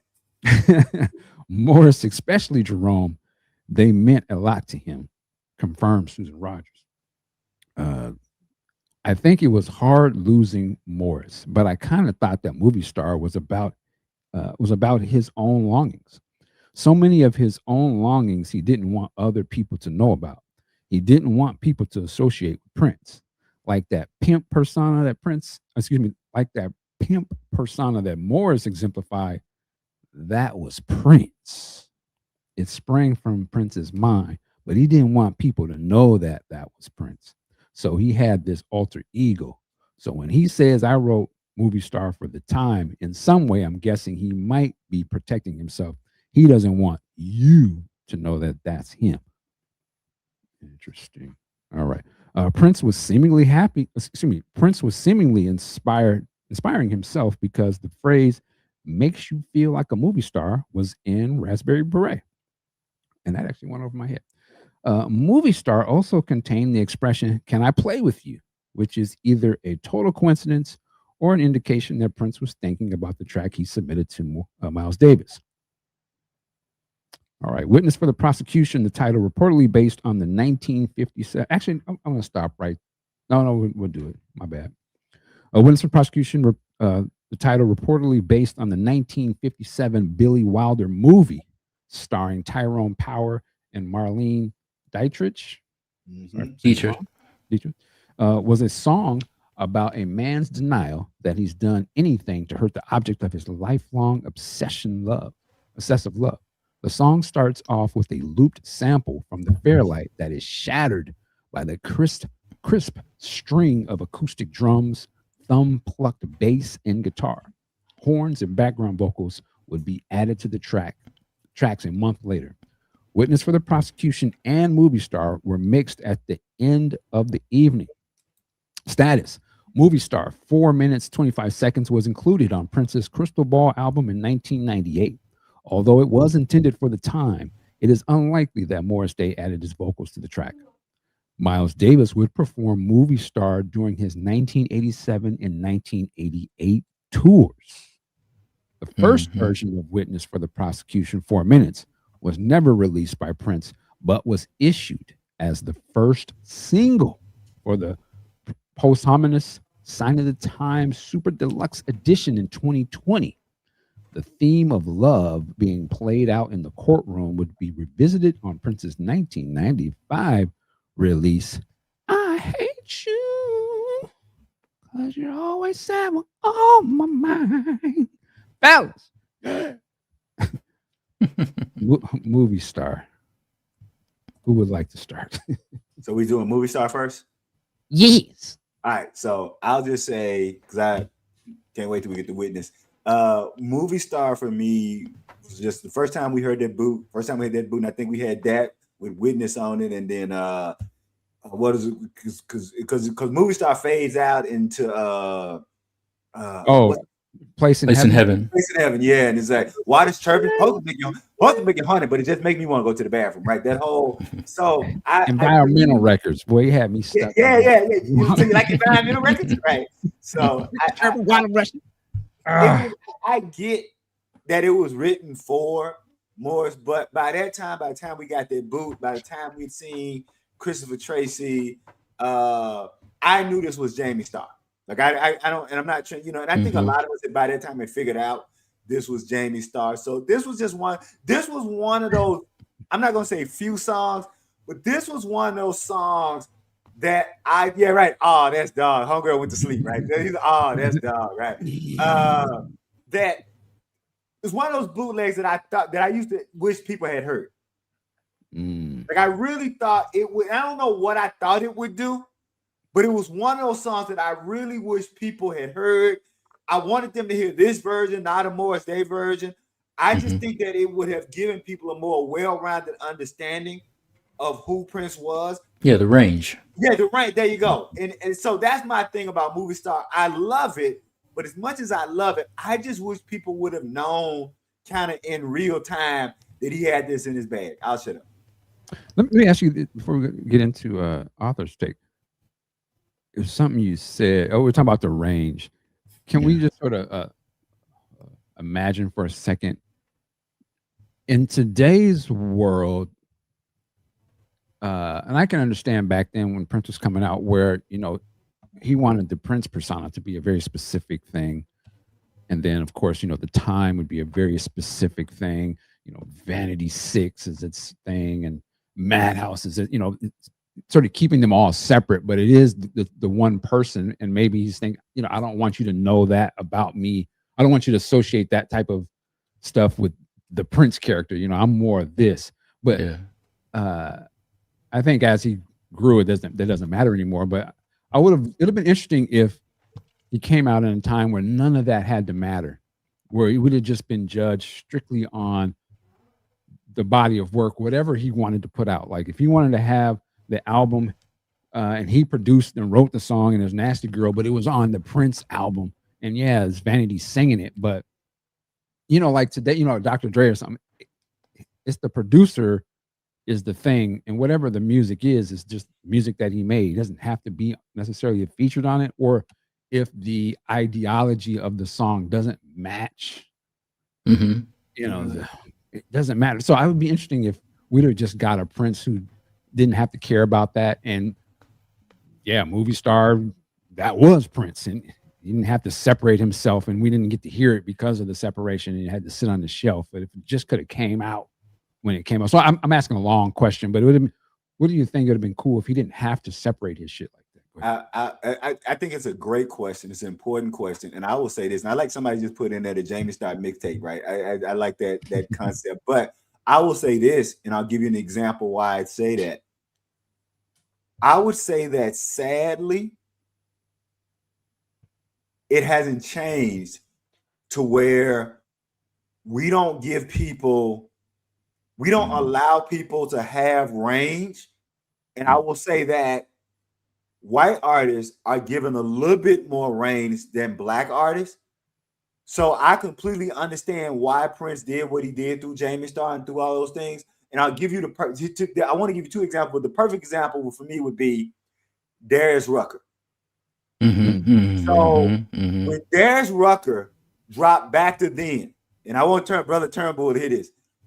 My wife and I were watching him. He was doing kind of an acoustic set on television. We heard two songs. We didn't even finish the concert. We left our car. We left our house, and we ran out, and we bought 3 goddamn CDs of the album. All we heard was 2 songs. And when people said, why y'all buy 3 CDs? We bought 3 CDs because we wanted one in her car, we wanted one in my car, and we wanted one in the house. And to this day, Darius Rucker's Back to Then is one of my favorite effing records. I love that album from beginning to end. But they played the lead single, Wild One, when what was the BT the show, the what did you call in on 1 and 6 and Park? What was it you call in to hear your favorite song? It was kind of like the TRL show on MTV. 106 and Park, I think. Okay, so they played Back to Then, and everybody said he shouldn't be doing that kind of music. I remember it, and I remember being, I remember that may have been the last time I watched 106 in Park. Because I was so mad that it wasn't that it was a good record. Right. In fact, I think one of the sisters said, it's jamming, he shouldn't be doing it. Why?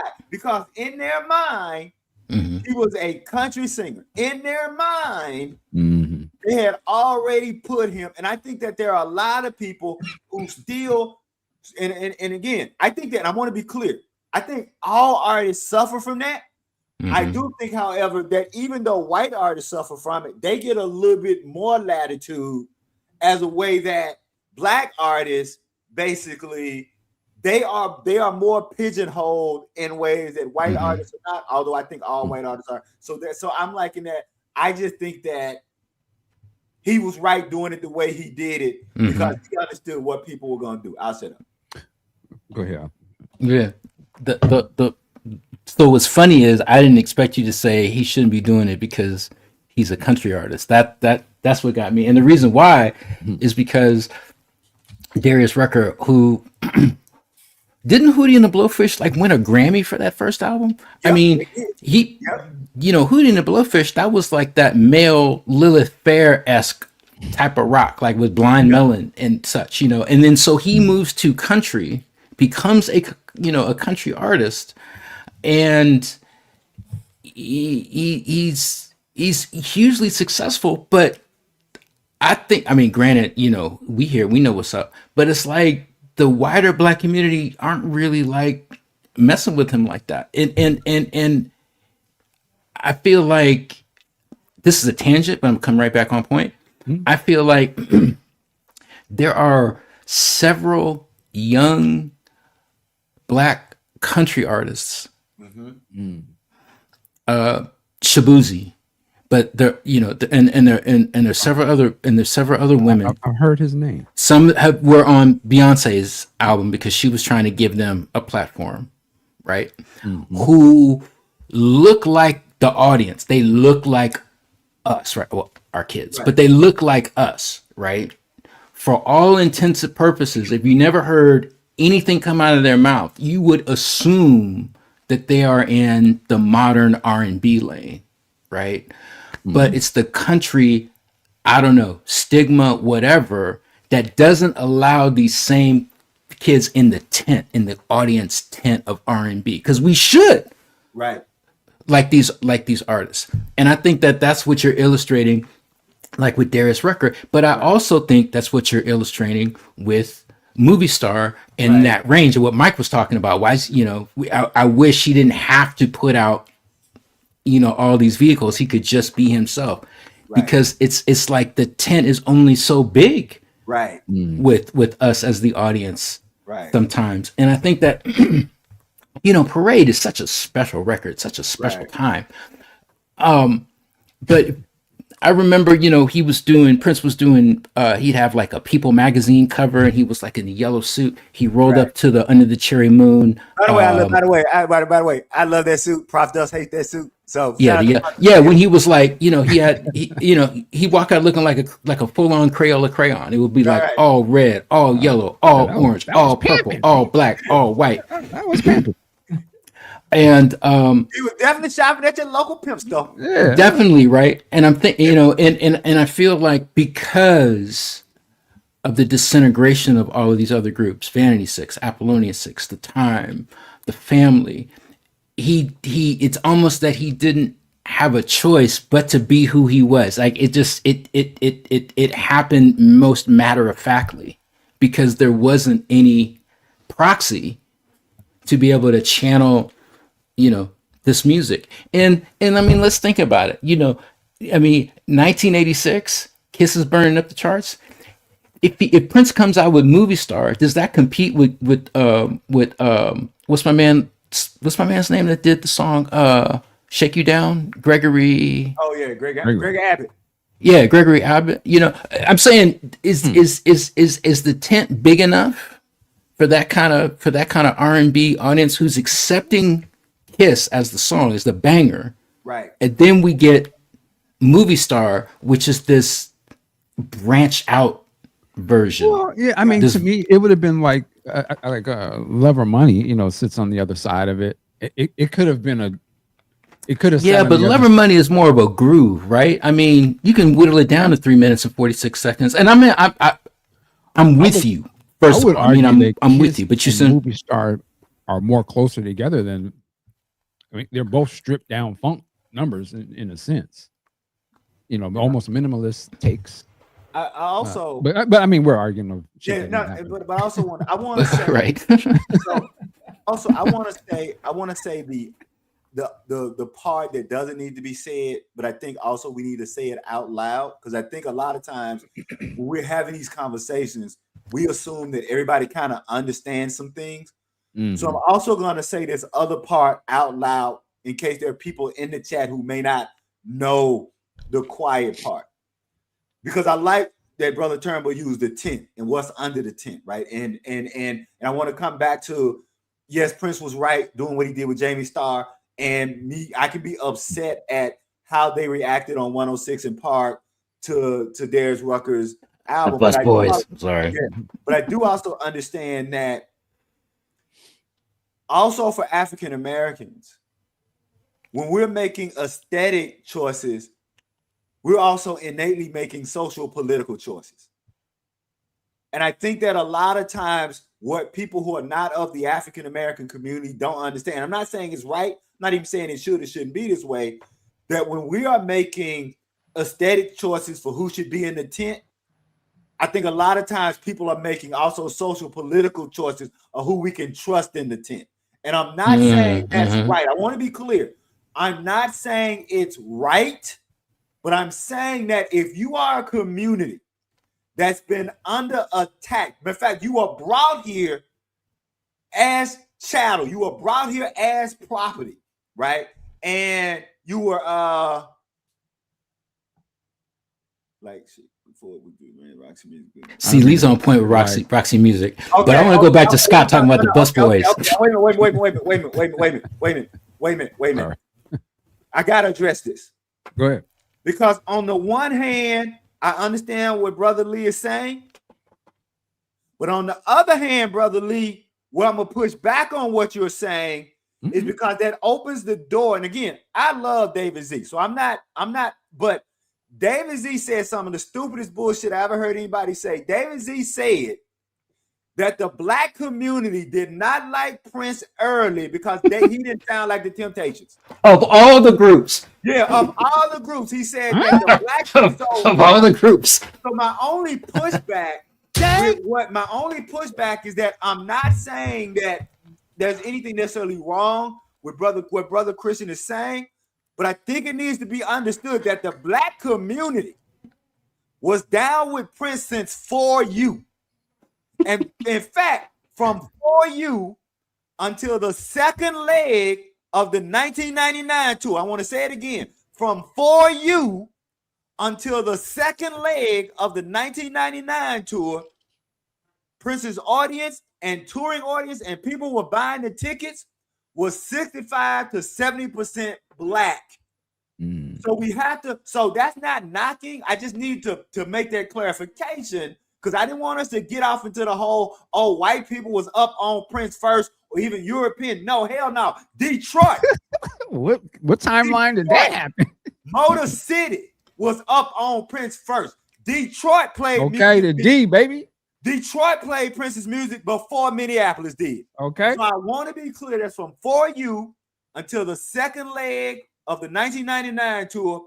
That fan base was 65 to 70% black, and Prince's career was founded on, based on, and driven by black love, which is what makes it so sad that he has to pull a Jamie Starr, because to what Brother Turnbull said, we are gatekeeping who can come into the tent, because we are allowing our social political issues to determine who should be musically in the tent. That's it. I'll shut up. I love how you gave Seeley full frame on that. Listen, did it earlier. The Bus Boys. So yes, I love them. Go ahead. When 48 Hours, when 48 Hours was released, Eddie Murphy's debut with Nick Nolte, the buddy cop movie, the Busboys were featured in the club scenes where Eddie was talking to Ola Ray. Yep. Now I hadn't heard of the Busboys, but to see this group who's playing this music that, to me, based on the AM radio that I was listening to, Say AM again. felt in quotes more akin to, you know, the Detroit Bob Seger, George Thorogood groove records, was like a hard, like, if I just stood up and just turned my computer off and just shut it all down, it was like this hard stop. And I just had to immediately reorient my mind because I mean everybody in the club and Eddie, they grew it. I think the Busboys wound up on Saturday Night Live too. But I'm just saying, it was like, okay, here's this whole reworking of who's actually playing this music and who's being promoted playing this music. There's like a clear difference and a clear distinction, and it does speak directly to what it is that we're talking about, and one of the reasons why I think Parade is so special, because now y'all know me, I go way off tangent. It's very difficult for me to kind of get it back online sometimes, but I'm trying really, really, really hard to keep it like Jules and at the end of Pulp Fiction. I'm trying real hard, Vincent, to keep it all together. That all of these all of these groups left. Minutes, I gotta run to the thing real quick. Okay, I'm gonna keep it succinct. Try to keep nobody like leaving us. All these groups leaving, but also, if we remember, I talked about this a couple years ago at Duff Symposium, the Triple Threat Symposium, that at somewhere around the end of 1982, at the beginnings of the 1999 tour, or before. I don't know exactly when. Des Dickerson talks about this in his book, that Prince came to him and said, I want you to play more guitar. Right. I'm going to be more of a front man. Right. Your playing is better than mine anyway. And Des like, yeah, I thought so too. He also said it on Homegirl's podcast and Annie's podcast.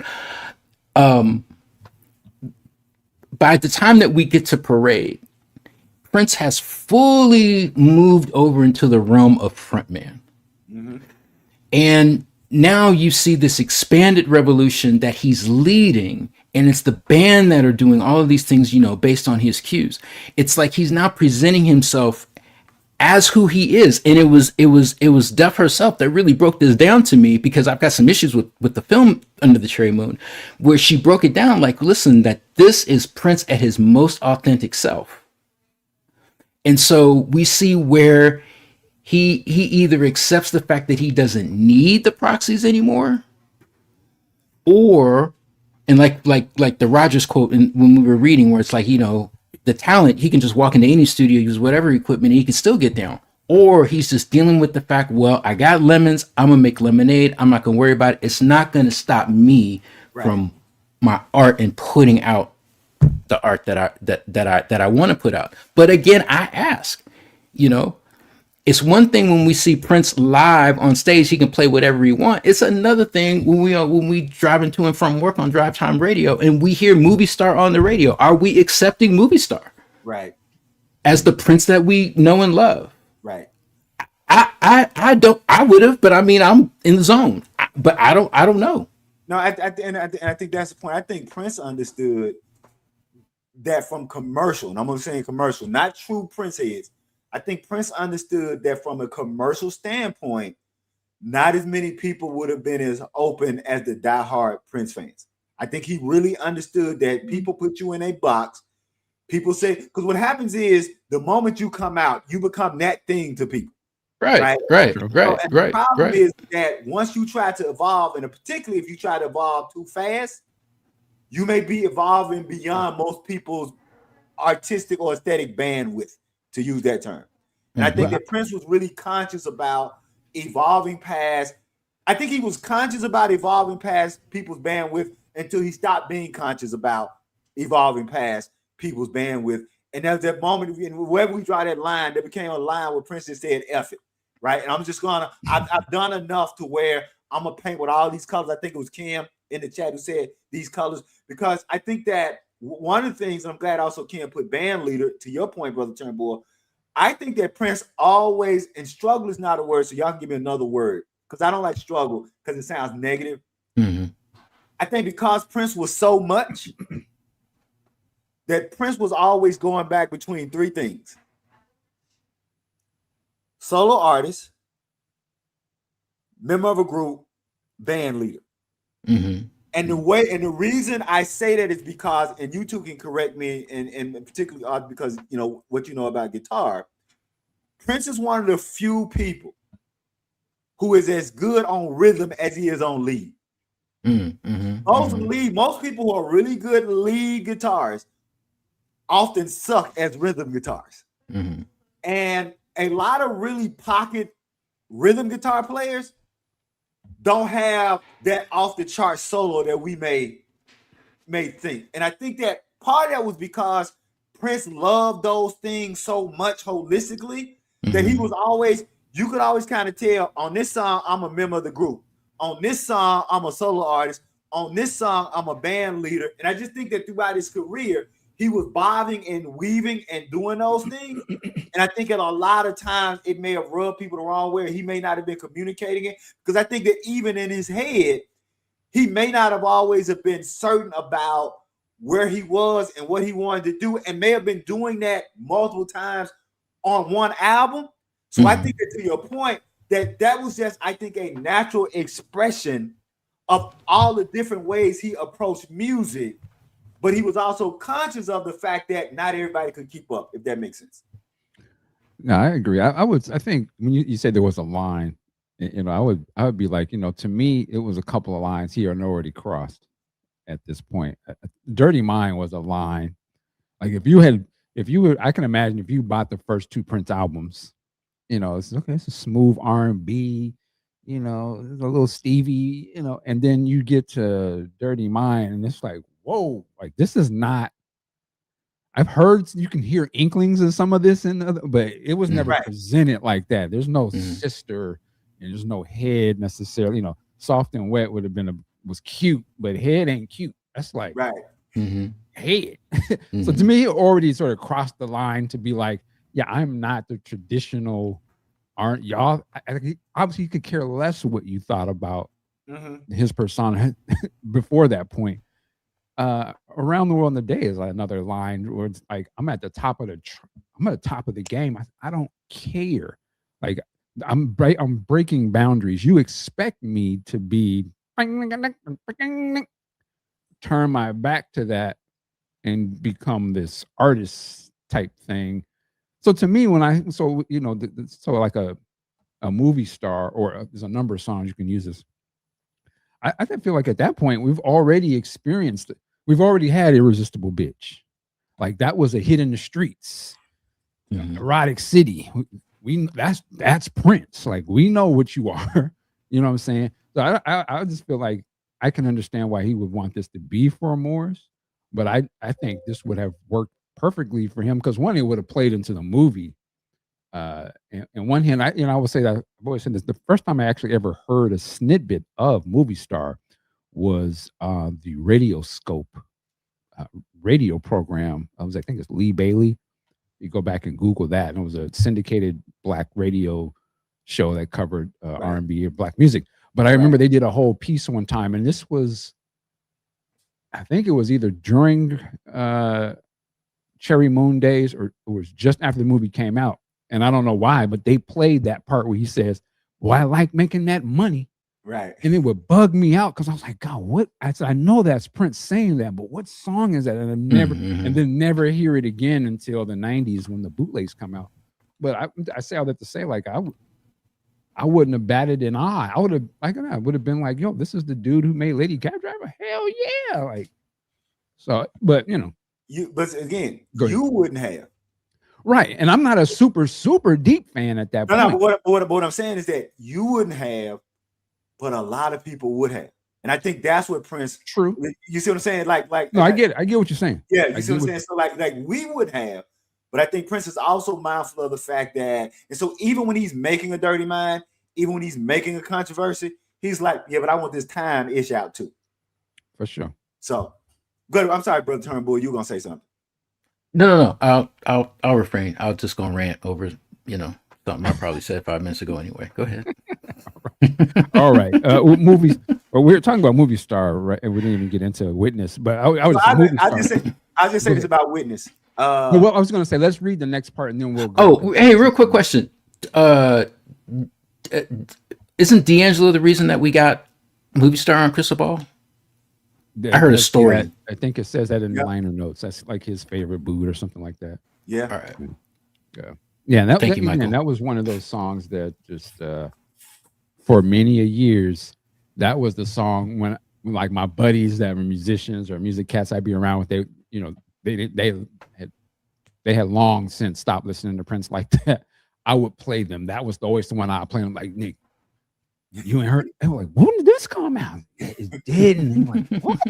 I'm like, yeah, man, the boost is serious, dog. Like y'all thought he fell off. I mean, he got heat, man. It's just y'all ain't hearing it. So there was always one of them songs. I still like. It's just one of my favorites. All right, man. Movie star, dope. Let's read the next section, and that will lead us to talk about Witness as well. Celie, do you want to do is it Friday? Wait, where are we? Yeah. My bad. Saturday, March 15th. March 15th. There we go. Movie star overdubs mix. The Ballad of Dorothy Parker overdubs mix. Witness for the Prosecution overdubs mix. A Place in Heaven tracking overdubs and mix. Strange Relationship possible overdub mix. Galpin Blvd home studio, Chanhassen, Minnesota. Producer Prince, artist Prince, engineer Susan Rogers. Y'all want the Eric Lee's quote? Yes.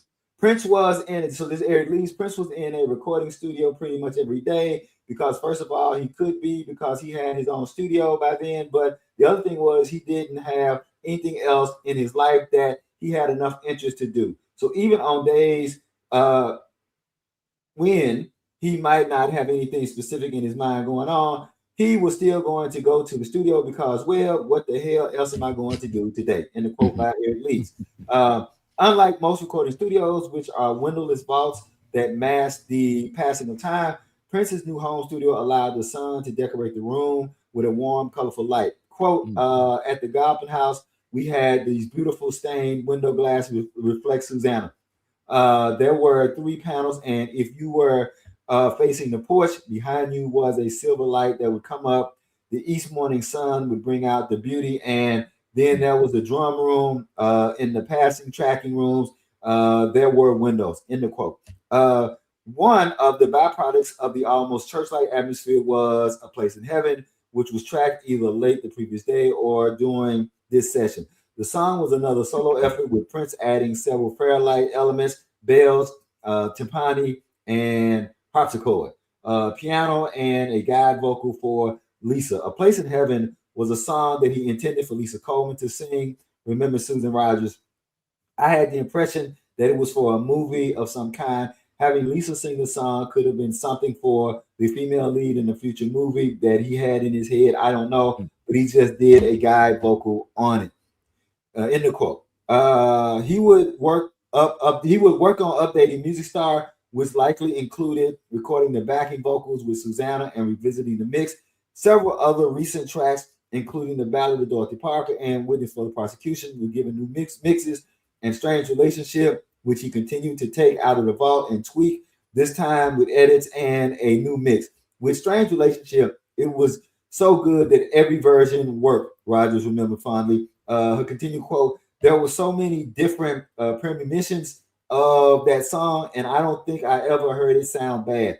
And I think it's another one of those things that was just really fun to take it out and play with it, end quote. Prince enjoyed creating, but he also seemed to get pleasure from sharing songs with those in his inner circle, almost as if he was exposing an extension of himself to those he trusted. Lisa says, quote, there was a moment when we were all in the room and Prince pressed play and just said, do you like it? Lisa recalled when she, let me turn my page. Sorry, y'all. When she and Wendy heard Witness for the Prosecution for the first time, that was good stuff. While traveling the following month, Prince would lead Witness and several of the other songs for Wendy, Lisa, Susanna, Eric, Alana Bliss, and Susan Rogers to add their colors to his paintings. I will only say that unlike Ballad of Dorothy Parker, I love both versions of Witness. Although, like everybody else, I got the one without the horns on that bootleg that we had, the black and white bootleg where he's doing the Batman thing there. But I really love both versions of Witness for the Prosecution because I get rock and funk. And anytime I can get both rock and funk from Prince, I'm a happy chappy. And I just want to say that if Strange Relationship, if it isn't the greatest song ever written, it is certainly a song by which God came down and entered Prince's body and said, funky is as funky I want it to be. I'll shut up. I'm going to do mine real quick because I'll let off the run. Witness, does both versions have the tambourine popping? So for me, if you listen to it, dial in with your ears and hear the tambourine playing in that. That's my favorite. I wish I could see. I assume that's Prince, but that's somebody who, and they never speak about this. And he must have been going to church as a kid. Did we ever cover that? Like, there's no way he must have been going to somebody's church service back there in Minneapolis. Yeah, because I remember that was an interview where you remember the interview where they mailed Prince some questions and he typed his answers. And so some of the answers would be, see my answer to number 4. Then they go down again and say, see my answer to number 6. And then number 6 would say, see my answer to number 4. Y'all remember that one? And so I think that was the interview where they asked him about the church thing. And one line was, I like the music. So that's why I was like, so when they asked him, what was your religious or church going experience? And he said, I like the music. So that for me confirmed that, like what you were saying, that yes, he was steeped in the church as far as music. Because the tambourine playing, I just love it. So to me, I hear, yes, you can hear the rock, but I hear to me, it just sounds like some down home, blues church type thing, mashup. He just has different sounds, some of the part, but that's when I hear, that's what it reminds me of. Witness, Lord have mercy. That's how it rocks to me. So I love that song. The other part, Place in Heaven, Ballad of Dorothy Parker, Strange Relationship. Man, if something would have happened and there was no more Prince at this point, boy, he would have left us with the most outrageously badass set of recordings done to man. Like, I would have just blew my mind if that would have been all. So the fact that this is what the palette that he's working with on a Saturday on March 15th is absolutely insane to me, because every song I think is fantastic, and they work the way they work and different enough from each other. He was at the top of the game, in my opinion. It even goes better, but wow, what a body of work. That's all I gotta say.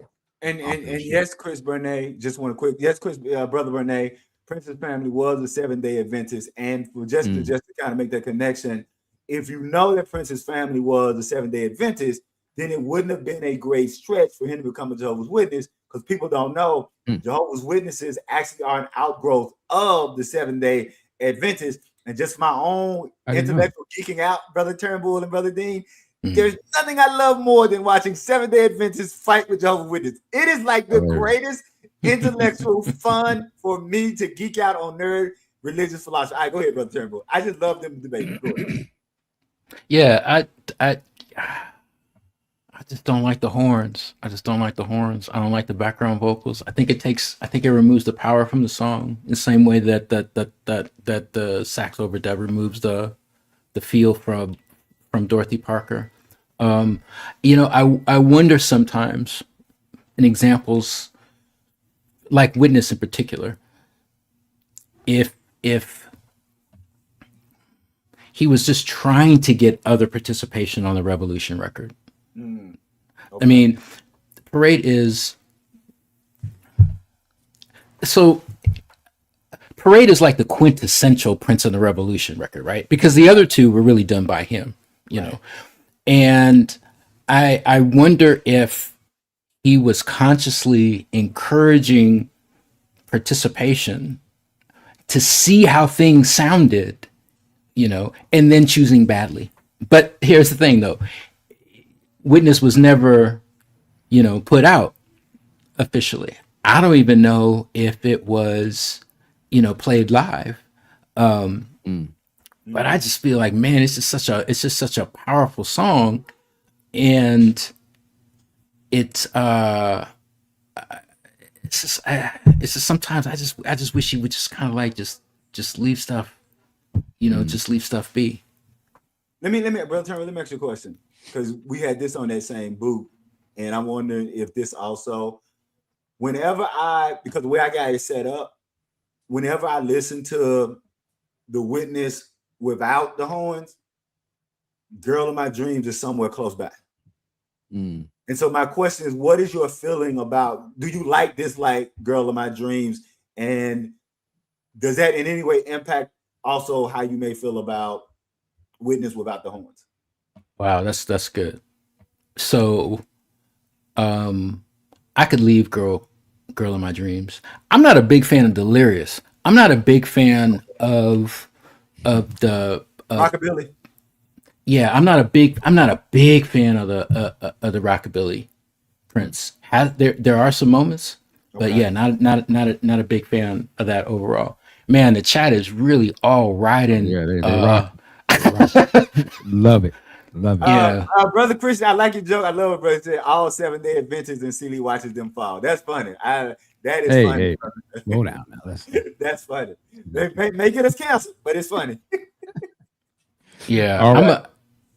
Go ahead. See, man, I wish we could somehow kind of get in this chat, because I want to get in here. Because like, I wouldn't take Do You Lie off of Parade. I think I love Do You Lie. I mean, it's such a left thing for Prince to do. Somebody want to Do You Lie, take it off? I don't know. You know what? It's scrolling, so I don't know if it's a hard. Yeah, I don't like this song so much as, okay, you know, what do we pull off a Parade to put something else in? There will be no Do You Lie. Yeah, Horny Toad. See, that's what I'm talking. There are some exceptions, but I mean, like, sometimes Prince. I just feel like sometimes Prince, because he can do it, he does do it. You know. And the Stray Cats were a thing that were really happening. Stray Cats. And, you know, he just kind of like got in that. And sometimes it works and sometimes it doesn't. So for my young ones out there, For me. go look up the Stray after the show. Go on YouTube and type in the Stray Cats, so you can context. This was a movement. What was Stray Cats? It was sort of a harken back to the 50s greaser aesthetic. But they want the Stray Cats. Well, I was gonna say they couldn't necessarily they would be just traditional rock and roll and not necessarily rockabilly. But I was in my mind as I was saying that they probably could be, because I wanted to come to what was that Duke Atman 6187. I don't necessarily disagree with you, Duke Atman. I don't necessarily disagree with you. I will say this, and this is all I'll say, that traditionally when people use the term rockabilly, they're also talking about bluegrass. So I think that so I'm with you that technically rockabilly is basically boogie woogie, but for terms of the conversation, if you're talking about traditional, what people mean when they say the term rockabilly, they are also talking about bluegrass and the merging or using as bluegrass as part of a traditional rock and roll kind of thing. And so bluegrass, that's, so when you're talking about what rockabilly is, there's a kind of bluegrass twangy thing that boogie woogie wouldn't have. So there's the twang that boogie woogie and traditional rock and roll by Black people didn't hang, if that makes sense. I'm not saying you are wrong. I'm just talking about what people mean when they say the term rockabilly. I just want to be clear about that. We got it. Scott said, "Don't shout him out," but I didn't know what he said. So now that I've seen the comment, man, come on. That's saying he started it. Yeah, Scott, stop rage baiting us. But I respect that. I don't. Yeah, but I respect that. I mean, I respect that. I mean, Do You Lie is a really unusual inclusion in in his catalog. And there was risk that is just, it wouldn't work. I mean, honestly, in the same vein that I'm talking about, how the the rockabilly, boogie woogie, bluegrass didn't work for me, which I love the fact, because I would have never associated bluegrass with boogie woogie, much less rockabilly. So the fact that the audience is like really here for this and like knows what the hell they're talking about is really helping me, personally aligning these things together. Well, the great thing about, we talked about what he would do and what he wouldn't put out. The great thing about Prince, what he did do, is that he never shied away from no style. Because the Parade album, and with none of them songs, the way it starts, a normal artist would never start the album with Christopher Tracy's Parade, the way that sounds, and then goes into this. And so it was already genre busting, expectation shattering. That's what we loved about him too. Like, yeah, that's why he gave us Kiss. Because if nothing else, y'all gonna love this. And you're even calling this somewhat of a risk, but this is just, it don't get no more grits than that. Like, so if nothing else works, Kiss always works. And if y'all struggle with the rest of the album, so be it. I'm on my art stuff. But I mean, that's Prince, man. That was always his MO. So we got to move on, fellas, because we can do a whole show on what he did. Do you lie? Yeah. Okay, so I know we gotta move on. I'm not disagreeing with you, dude. But when white guys try to do Little Richard, it's called rock and roll. Like, it's when white guys try to do Little Richard, it's called rock and roll. It's bluegrass when it has it's rockabilly when it has an actual Hank Williams influence. So you have to understand that Elvis wasn't just listening to blues artists. Elvis was also listening to bluegrass and country people. And so what Elvis did with the two songs, Blue Moon of Kentucky and That's All Right Mama. That's All Right Mama was a blues song. Blue Moon of Kentucky was a bluegrass song. So it's not what's the word I want to use? It was planned that they put That's All Right Mama as the A side and Blue Moon of Kentucky was the B side. Why? Because again, That's All Right Mama was a blues song that Elvis took, and Blue Moon of Kentucky was a bluegrass song. So Elvis took his bluegrass back roots, took his gospel and took his blues and put all that together. And that's where you get the whole rockabilly coming in. But when white guys was just simply imitating Little Richard, that was rock and roll. That was the Rolling Stones. That was the Beatles. That was later Led Zeppelin. Bluegrass is not just black guys impersonating Little Richard. Bluegrass is people bringing their Hank Williams country roots into and merging with Little Richard. I'll shut up. All right. And so we're at 35 studio sessions total so far. 15 new songs. Of course, some of those tracks listed here. I can see the Flesh tracks. We see tracks that make up Sign of the Times, some Crystal Ball, some unreleased stuff. And you would go wrong no way. I'm just making up phrases. If you start listening to any of these songs listed here, incredible work. All right, we're shifting into Purple World. First up, Another Lover, Hole in Your Head. This is a music video fan edit by the great Edgar Cruz. Am I saying this last name right? And I've seen this video, and it's actually really good. You should definitely go check it out. He's using footage from the movie, but it would have been like, man, this would have been a cool version of a music video as well. So definitely check that out. I love stuff like this. You know what's just had jumped in my head when we were talking about his studio, and they mentioned like the sun coming through, how the sun shines into the control booth.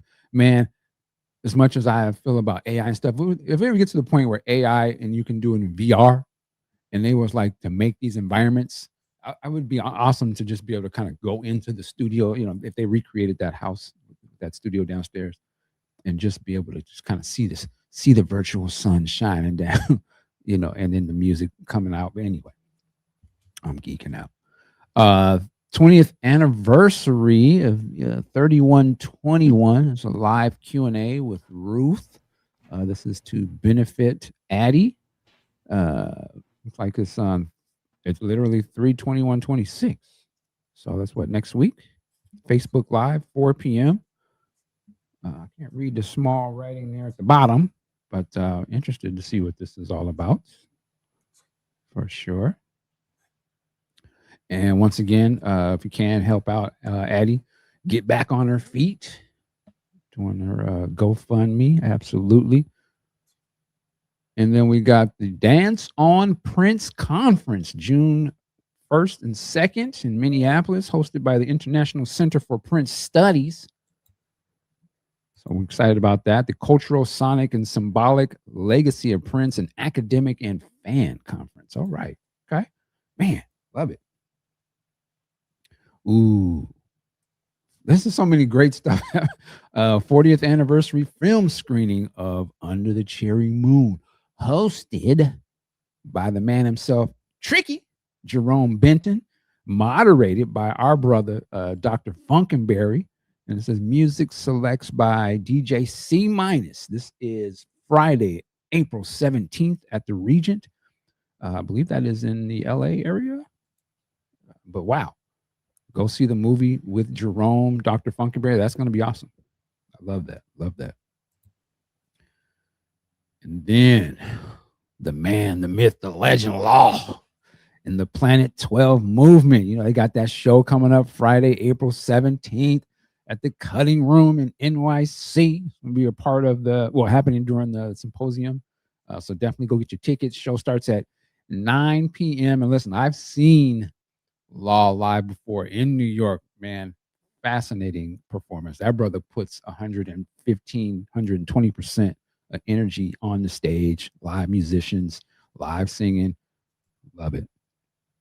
And then, of course, I Wonder You 40, celebrating 40 years of Prince's Parade and Under the Cherry Moon, April 17th through 19th, 2026. It's a mixture of virtual and in person. I know this is going to be fantastic. If you go by the other ones, and this is about the Under the Cherry Moon. And the Sealy, you're going to be there Yes. doing panel for sure. Yes. So yeah, this is fantastic. Register if you haven't already. We're excited. Aren't we live commentating the movie on Sunday? Yes. Yes. Okay. Yeah, the three of us, I think, are doing the movie. Oh, okay. When's the last time you seen the movie? I haven't seen the movie in like maybe 15 years minimum. At Really? least. Yeah. I'm thinking about just going in there blind. Well, I've seen it many. That'd be funny. Yeah, that'd be funny because I see it at least once a year and sometimes twice a year. I watched it. Sure, I'll put it on. I don't watch the whole thing. Right. But I think the last time I went to actually go see it was when Paisley Park did their showing. It was a couple of years ago. I will say this: if you counted up the last 10 years, I definitely have seen Under the Cherry Moon and Sign of the Times more than I've seen Purple Rain. Oh. Like I've watched them, and I still love the movie Purple Rain, but I was just sitting and thinking about it.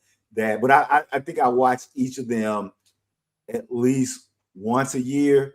But I probably quote and think about Under the Cherry Moon just for whatever, because there's so much funny stuff from it. Mm-hmm.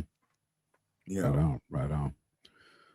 All right, and then here's more information. The symposium website is pre-register. Once again, April 17th, virtual is a Friday. Zoom events, YouTube for the keynotes. And then April 18th, 19th, Saturday and Sunday is going to be in person at the usual location there. Ooh, also the Prince Celebration 2026, June 3rd through the 7th. Early bird tickets now available. So this 10-year anniversary celebration of life. It's interesting. They got that parade period. Parade is heavy. You see the theme, but I'm sure this is where they're going to announce the release date of the purple the parade special edition. I'm sure. Like, it's how ludicrous it would be if they did. All right. Then we got here. Sad to share the news that my good friend Rich has tragically and suddenly lost his wife. Oh man, I'm sorry. Sarah Ann says, please help donate to cover the funeral expenses. Anything can help. Please share and help spread the word. Support for Don Marie Benson's family. Man, our hearts and prayers go out to Sarah. Tragic loss of your husband. So definitely, if you can donate, please plug into that. And also my guy Troy, man, kind of that's my dude, man. But he's still going through his battle with cancer. Definitely any support and love be appreciated. Shout out to Troy. Dr. Funkenberry as well, man. The cancer battle continues.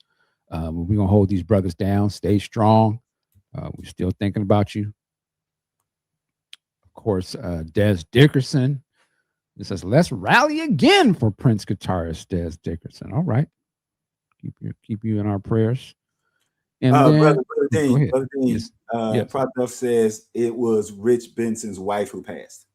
Oh, my bad. I am so Rich sorry. Benson's wife who I passed. read that right. Didn't read it. My apologies, man. All right. Playlist. Once again, we got that Another Lover Holding Your Head video up there. Definitely check that out. Visions, Ballad of Dorothy Parker, both versions. And then there's 2 versions of Witness for the Prosecution. So you can go reference those yourself and check them out. And then, of course, we don't know. You know what's interesting about Ricky, man? Like, I don't know if you guys do. Every time I go onto Facebook, I see Ricky's face. And it is from his family members because they've changed their picture to have him in it. And I guess it knows that I knew him, so it's trying to recommend them to me. So I always see Ricky. He's always there, man. Yeah. Salute to Ricky, man. Yeah, absolute. That's our brother, man. Yes. Absolute. And yo, we did it, fellas. Change the view here. Thank you guys so much. Before we get out of here, salute to D'Angela. She's in the chat. Thank you for allowing me to come on with the fellas and hold it down this week. Celie, you got anything for us before we get out of here? Yes, 2 last things I want to say. One is, and if you know, Prof Duff, I'm gonna put it this way: I'm giving a lot of love to Alabama A&M. You know, as a Jackson State Tiger, it is hard for me to give love to Alabama A&M, but you tell my Alabama A&M best friend that we love her and we want to send that love out. So tell her this Jackson State Tiger is sending out love to that Alabama A&M Bulldog. I want to send out that love there, and then I'm gonna close Brother Dean and Brother Turnbull by being petty.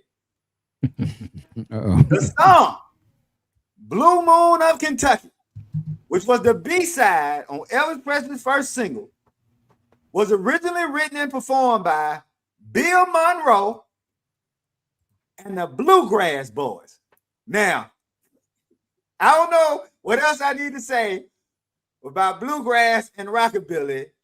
Elvis is doing a song by a guy, Bill Monroe and the Bluegrass Boys. That's it. But much love to Duke and much love to everybody in the chat. That's why we say we chat, we banter. Nobody takes it personally. It's all love. And the great thing about it is that we love y'all in the chat. I'm finna steal Brother Turnbull. The chat is his own stock. So we love y'all in the chat, and we want y'all to keep coming back, keep talking to us, keep correcting us, because trust me, it'd be funny what y'all put in the chat. I love it. So I don't want y'all to think that any of us be getting perturbed or get upset. We love the chat. That's it. I'll shut up. And Arthur, you got anything for us? Well, I do want to say thank you. Thank you very much for letting me in. I watch every week silently, and today I saw the banner, and it was literally we talking about Dorothy. Like Dorothy Parker is like the place card, and I'm like, oh my god! I jump on the phone like, yo, can I get in? Right. Talk about this song. So I do appreciate it. I appreciate all the comments in the chat. I appreciate you hipping me to a lot of things that I wasn't completely clear on. So it keeps me sharp, and I really do I really do appreciate being a part of this group. So thank you. See you in New York. Yes. All right. And once again, we appreciate everybody in the audience holding us down. Again, remember to like, share, and subscribe. Listen to some more Prince, you know, pull out an album or something and just sit back, take a break from everything. Let me dive into what this man, let me bask into some artistry for a minute. You know what I'm saying? Sometimes you need a good just sort of break from stuff, and pull out a record that you don't normally listen to, you know, might hit you a little different. But with that said, we appreciate everybody. We're out of here. We'll see you next time. Yo, work like a job. Have a good weekend. Peace.